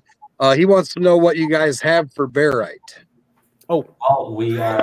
Yeah. Oh, Daniel's doing like this. yeah. We are also Alrighty. very active in the barite finding, but it's. I don't have it here, but we have found a small area where you can find a barite. It was small, greenish, yellowish, but ultraviolet. When you have it on ultraviolet light, it Oh, just that one, yeah. heats up like that. But we have multiple barites found in last years, also white barite pockets. I can share a picture with that. I'll try to grab that big one from the display cabinet afterwards, but I have to walk through it because it Are you weighs which one from Belgium or from Germany, Daniel? from Germany, the one that weighs about 100 pounds. Oh, that one. Yeah. what do you mean? You can't just pick it up and bring it over here? I'll throw it. I'll pitch it. Yeah. Just toss it. It's ridiculously heavy, the barite. Yeah, it doesn't make sense. We actually find 100 pounds. Wow. barites on weight in Europe. So they often grow on the top layer, just below the mud. So the barite crystals are covered in dirt and mud, so you don't see them. We just pick up the rocks and we weigh them by hand. So, this is barite, and we take it home and then clean it up. Oh, Yeah. wow. That's I can crazy. share a picture if you want. It was a barite pocket we found. It's not the best quality crystal you see, but you have an indication how it was. Let's see, which one is it? Would it be this one? No. Nope. Oh no, those are the That's- videos. You'll see it? That's a video. Hold on. I think it's below here. There it is. Is that it? Oh yeah, yeah. You see a picture of us with two barite pieces in our hands. Yep.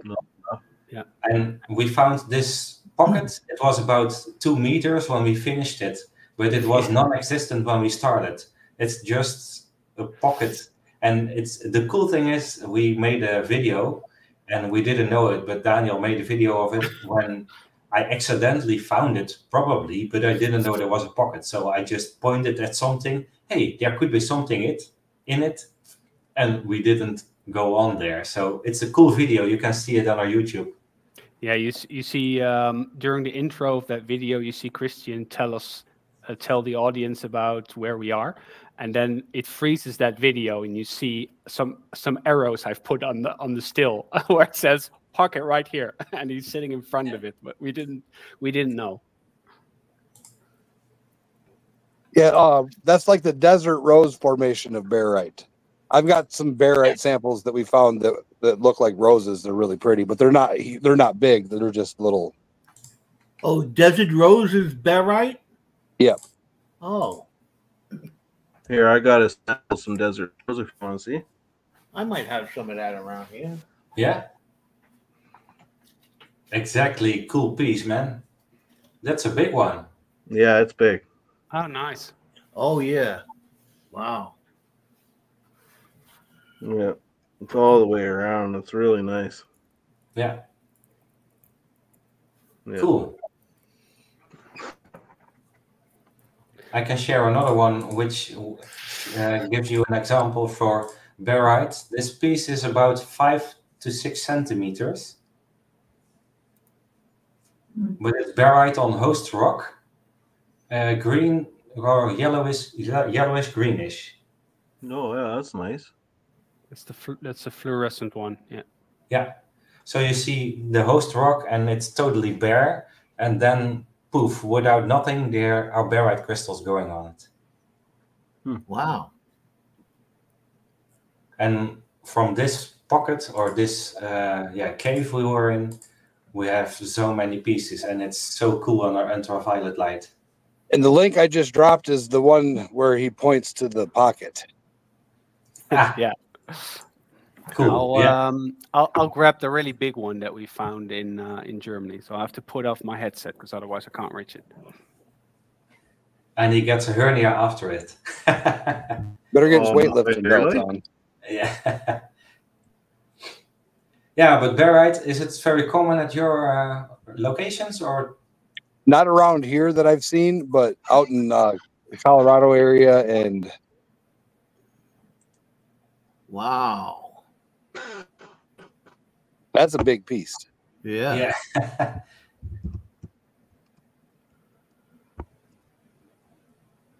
Very cool, right? That is cool. Very, very cool. Yeah. Is it used for anything in particular? Barite? Good question. Yeah. Maybe Well, Rock sure. Butcher will pop up with an answer. Probably, yeah. I know it's a heavy, it's a heavy material. So barium could be used for something, of course. Don't know what. Yeah. I've got another one which is a bit smaller though, where you can see the barite roses just in the host rock itself. Ooh, that's a nice piece. There's one here, one there, and one over here as well. Nice. I love when stuff's in the host rock. Yeah. Me too. Exactly. Yeah, and the host rock is the best. Yeah. That's beautiful. Nice. It's not that heavy though. I would expect it to be much more heavy, but I think the host rock is calcite or limestone. Yeah. So, I didn't find this rose.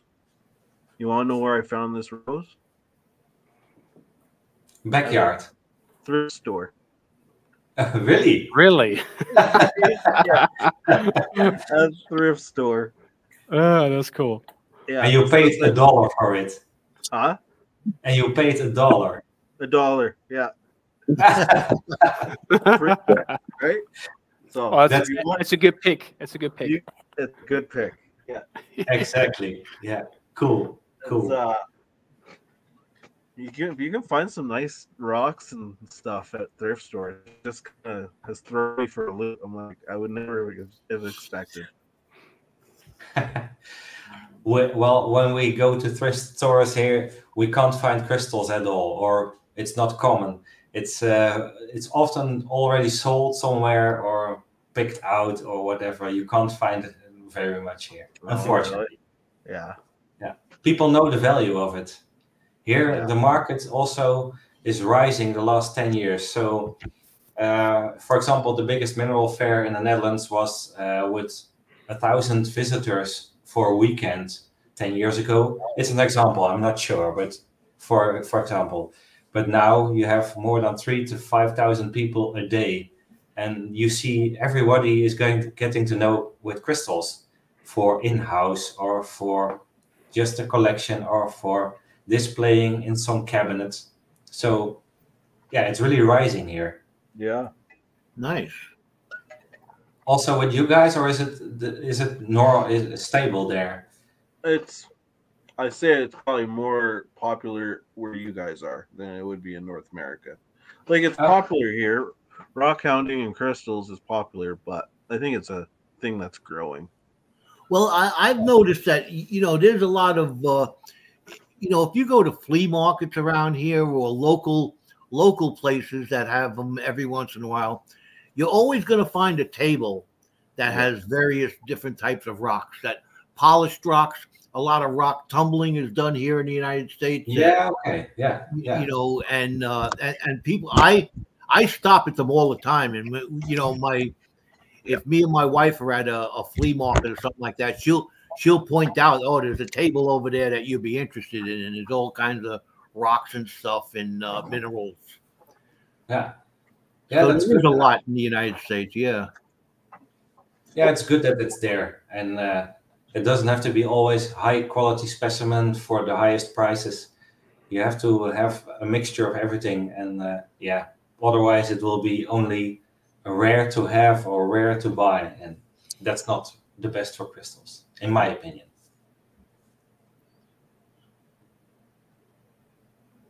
Oh, yeah, Robert Worley, he a while back, he promised he was going to send me some rocks, and he walks around and he picks up interesting rocks out there in Colorado, which he has a lot of. And the box kept on it was a small box, and it was a bigger box, and a bigger box, and a bigger box. And he finally sent it to me. It had to be somewhere from 30 to 50 pounds of rocks that he sent me. And I still haven't gone all through them. There's so many, different types of rocks. I don't know that much about rocks, but I know they're things that I haven't seen before, Even included, he found some dinosaur bones in there that he sent. Wow. Wow. Cool. Yeah. Thank you, Robert. I appreciate that. Cool. Let me see. So back to the questions. If you didn't rock hound for a hobby, what would your hobby be? That is a good one. Are you a secret guitarist, a drummer? No. I would probably do something which I also now do quite a lot. That's improving my house. It's I don't know what the English word handyman. For it. Handyman, yeah, that's probably I would make it a full-time hobby, probably. Yeah. Oh yeah, having a house that's a never-ending project. Oh yeah. When I bought it 15 years ago, it had been abandoned for 2 years, so it was a complete mess. But now I can't say it's done, but it's getting there. There's also something to do. Yeah. No, I don't really know, because I've been doing this for such a long time that I can't think of anything else. No. Being outdoors, being up the mountains or underground in the mines or quarries, and then we always joke around that we're playing outside as a hobby. and finding rocks at the same time. That's who wouldn't do this? It's every man's dream and woman's dream, I would say. Yeah, yeah. Well, there's so many interesting things. You know, I like to try different things. Throughout my lifetime, I flew small little airplanes at one time. I'm a certified diver. I've taken up gold panning, which I'm still doing. But there's so many different things that I'd like to try that I haven't done yet. You know, so yeah, the world is a playground. That's for sure. Oh, definitely. Yeah. Yeah, I know I had two hobbies and I had to choose for one just because of time, not because I didn't want to. But I also was in my older days when I was around 14 to 20, I was a DJ. You don't say now. So I did many parties, but now I just ended it. There's no time. Yeah. Well, you have to have. Once you lose interest in things, you're gonna start fading away and die. You know, that's the way I figure it. The more I'm one of the older guys in the group here, but I'm still very active. I still I've You're taken the oldest.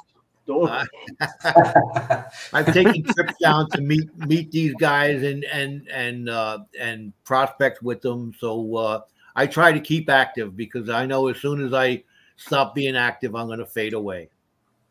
Joe could be my great grandfather.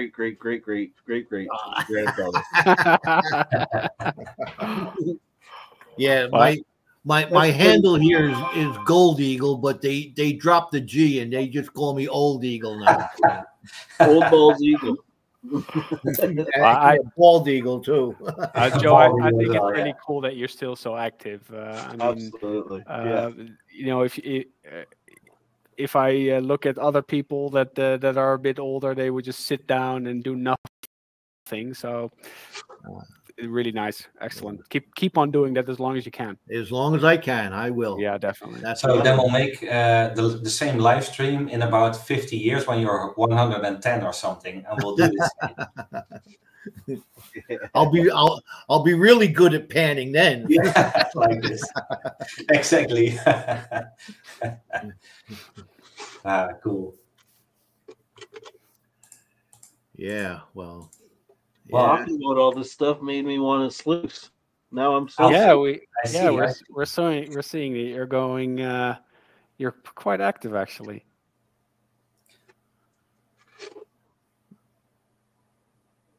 What are we panning there? What are we sluicing there, Travis? This is from your claim? No, this is from Montana. This stuff.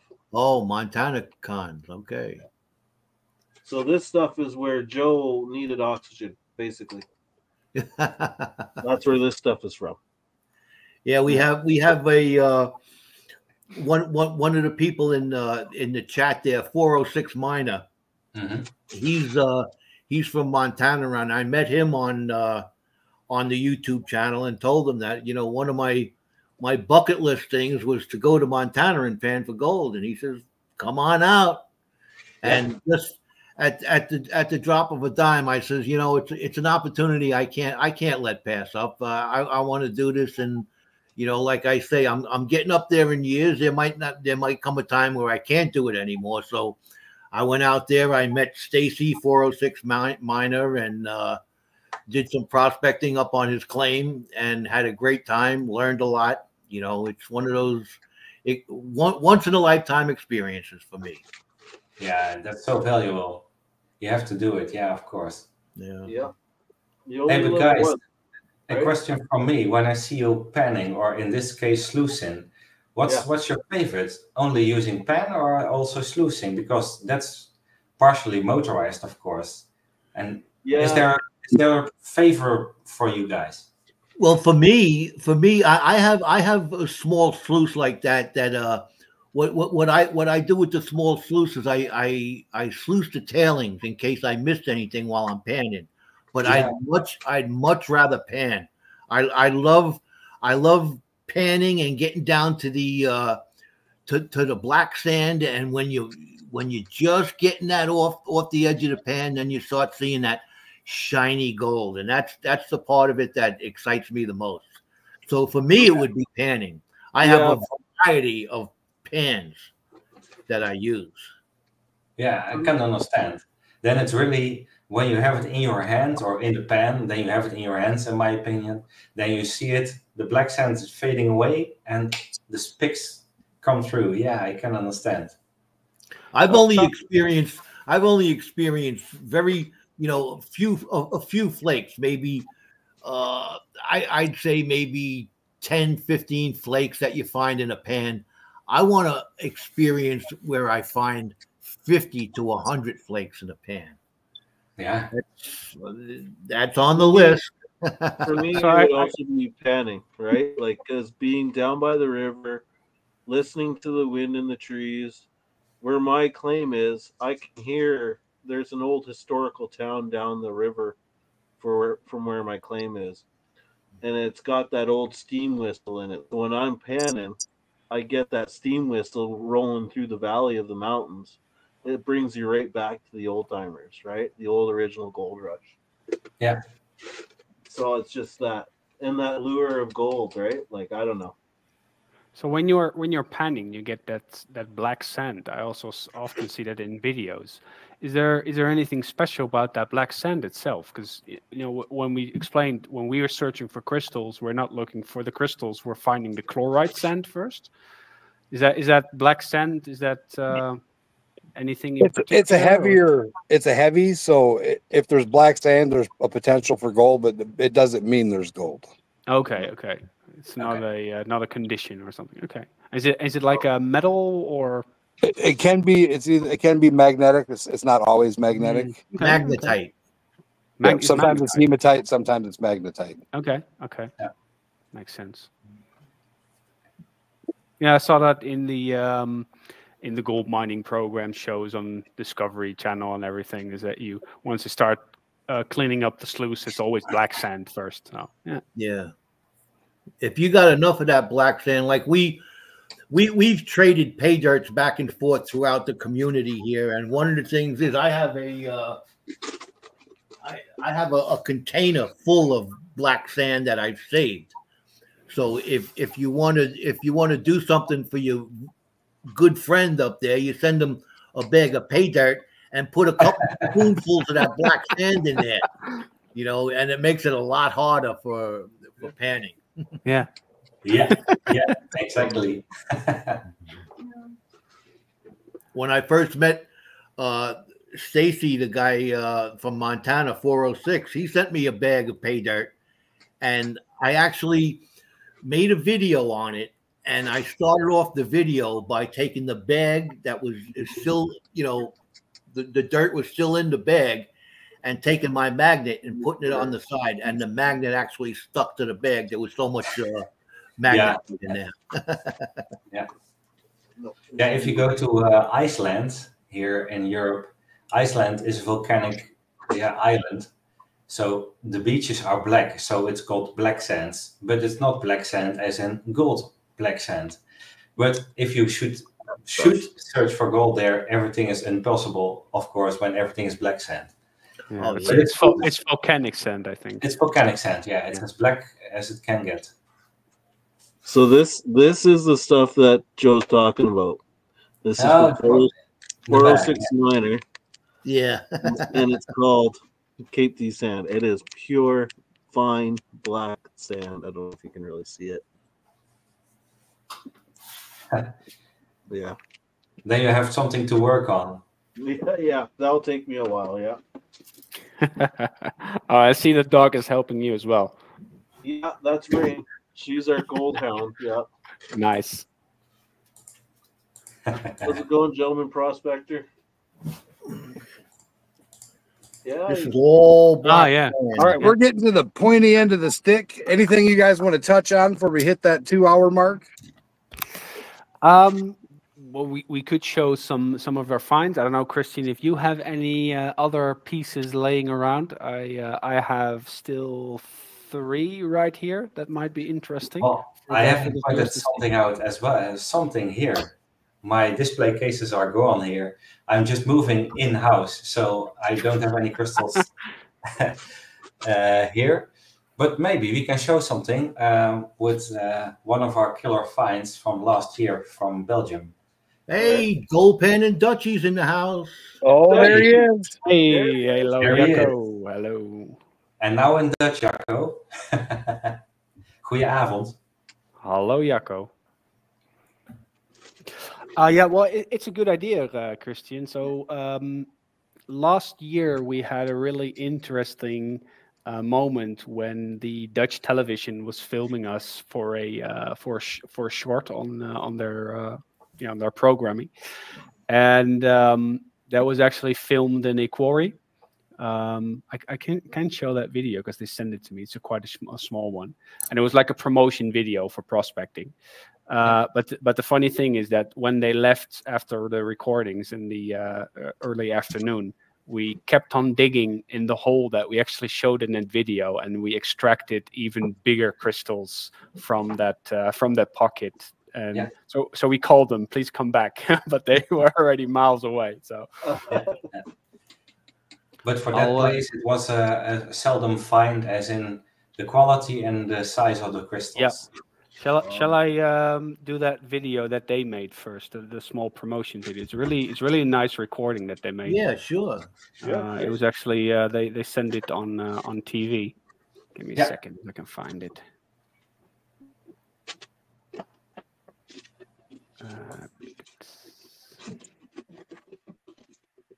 The program was the TV show was called Everyone is Famous. Everyone is famous. Love it.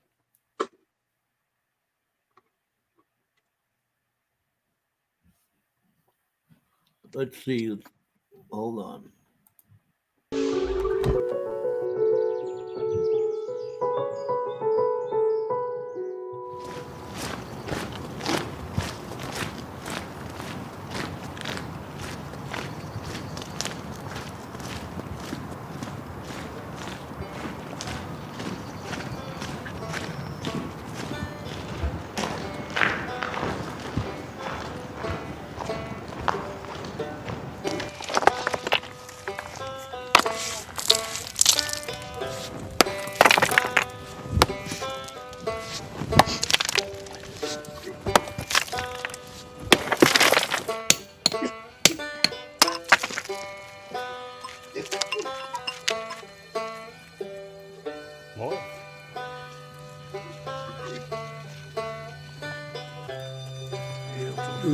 Hier wat kantjes. Kantjes, ja.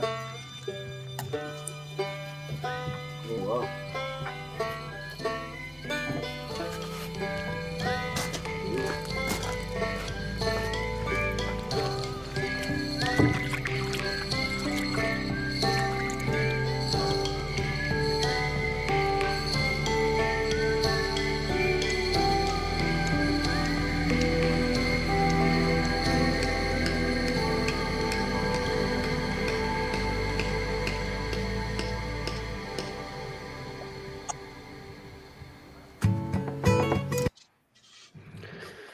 So it was a really short clip that they broadcasted. But for us, the story was more funny because you saw us extracting the crystals from that hole. And when we continued digging an hour later, we found crystals up to, was it 20, 25 centimeters or something? It was like that, yeah. ridiculously big. I've got a I've got a summary video of this. It's a vertical one though. It was we've posted it on Instagram, but I think it's best to see that one instead of the really long one, because those ones are on YouTube actually. So I'll put that in here.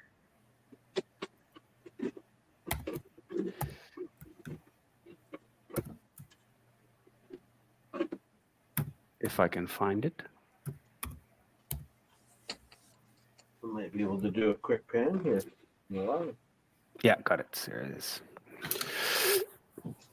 So it's a really short summary, also made vertical from the biggest. Wow! Oh. Wow! Oh, Maar moeten jullie eens even kijken wat dit is dan. What? dit is crazy. Look at the orange. Wow.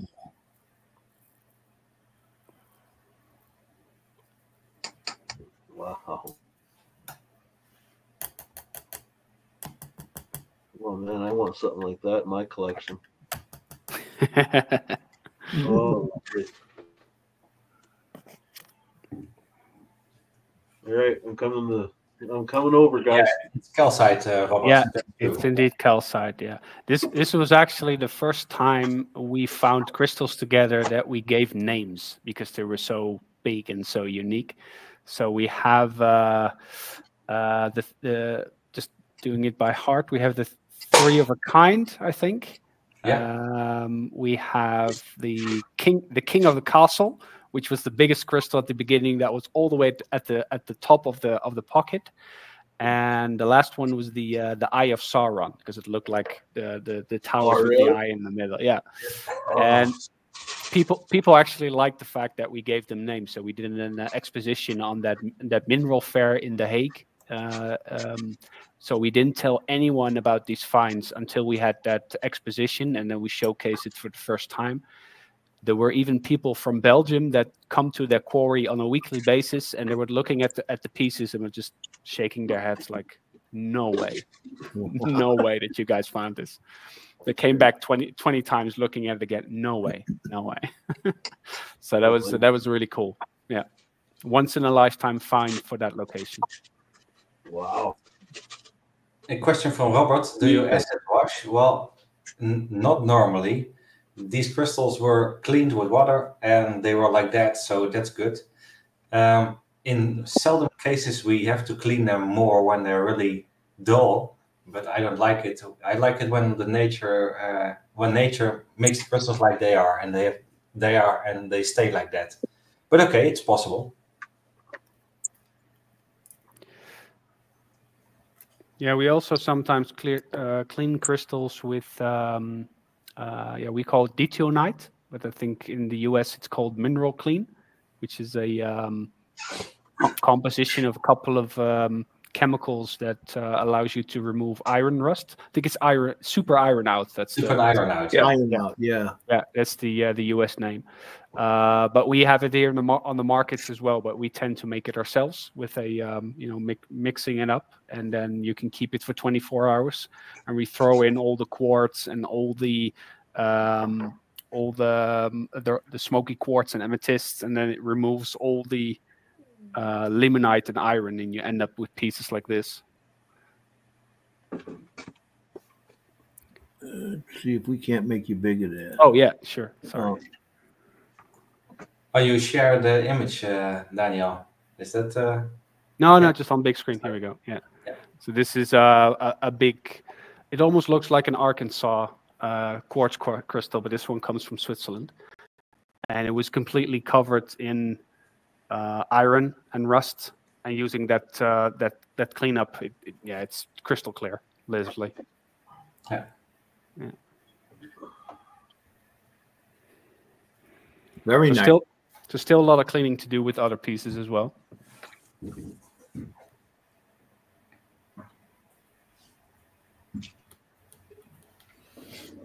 So that's something we wanted to share as well, because this was one of our adventures, and many more adventures that we have, of course. But this is cool to show, and also you don't know Europe, but you see those calcites. Calcite is common, but as we say, the quality and clarity and size of those crystals, I don't know if it's common in America, but this is a dream came true. Wow. It's incredible. That's definitely a pretty specimen. Yeah. Cool. Yeah, and more. Maybe we should come visit another time and make more cool stories together.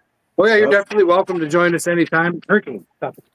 Well, yeah, maybe the other way around as well, because of course we've been telling stuff about digging crystals in Europe, but we're also quite interested in prospecting for gold and other things that you guys have in the US. So feel free to have another live stream, but then we turn the tables.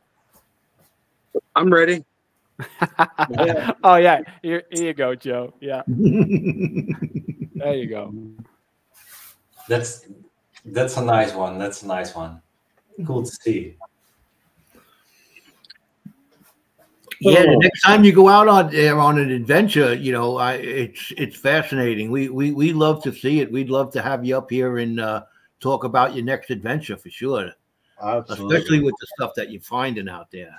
Yeah, you guys are finding some amazing pieces. Amazing, yes. Cool, guys. Likewise, it was fun to get to know you. It's cool, and it's a good feeling. We share the same hobby, the same passion, and have the same humor. That's also very valuable. Oh yeah, It is valuable. Yeah, it's a small world, that's for sure. Exactly, Definitely. And thank you, Rock Butcher, for the compliment. The calcite was, yeah, as we say, extraordinary to have and to find, and now it's in our display case. So I already see a lot of invites in the chat. Indeed, Robert Worley also says visit Western Colorado. So I think we have to hire like a camper or something, Kristian. Yeah, just drive around the USA. Year off our work and just come for a year to America. Yeah, maybe do a sabbatical. Well, we have people in the Treasure Fam that we know all across the country in most of the states. And if you decide you want to go to Colorado, we can definitely hook you up with somebody who will take you around and show you in North Carolina. If you come here to New York, we'll go up to Herkimer. And, cool. There's plenty of places and there's plenty of people that would be honored to show you around. Cool. That sounds like a plan. Exactly. Yeah. All right. I'm going to pop up an overlay quick. So this is our inaugural international edition. We're definitely glad we picked you guys for our first international guests. And we'll definitely be joining you guys on your stream and hope you come back up and hang out with us again. Before you go, I want to show you some Canadian gold. Or no, I guess not. It'd be American gold. That'd be Montana gold, yeah. That'd be Montana gold there. Cool. Oh, there it is. Oh, there it is. Oh, wow. That's more than 10 spikes.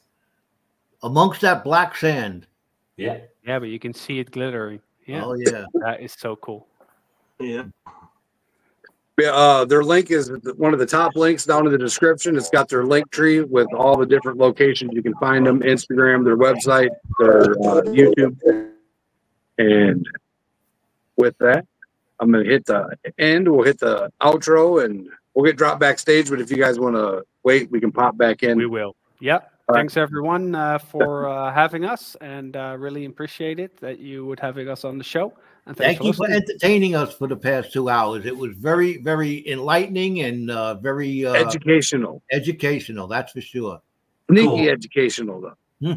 Yeah, we'll do it often and we'll do it more. It was very fun. It was cool. Thanks for the invite, and we respect each other very well. So thanks for you. Okay.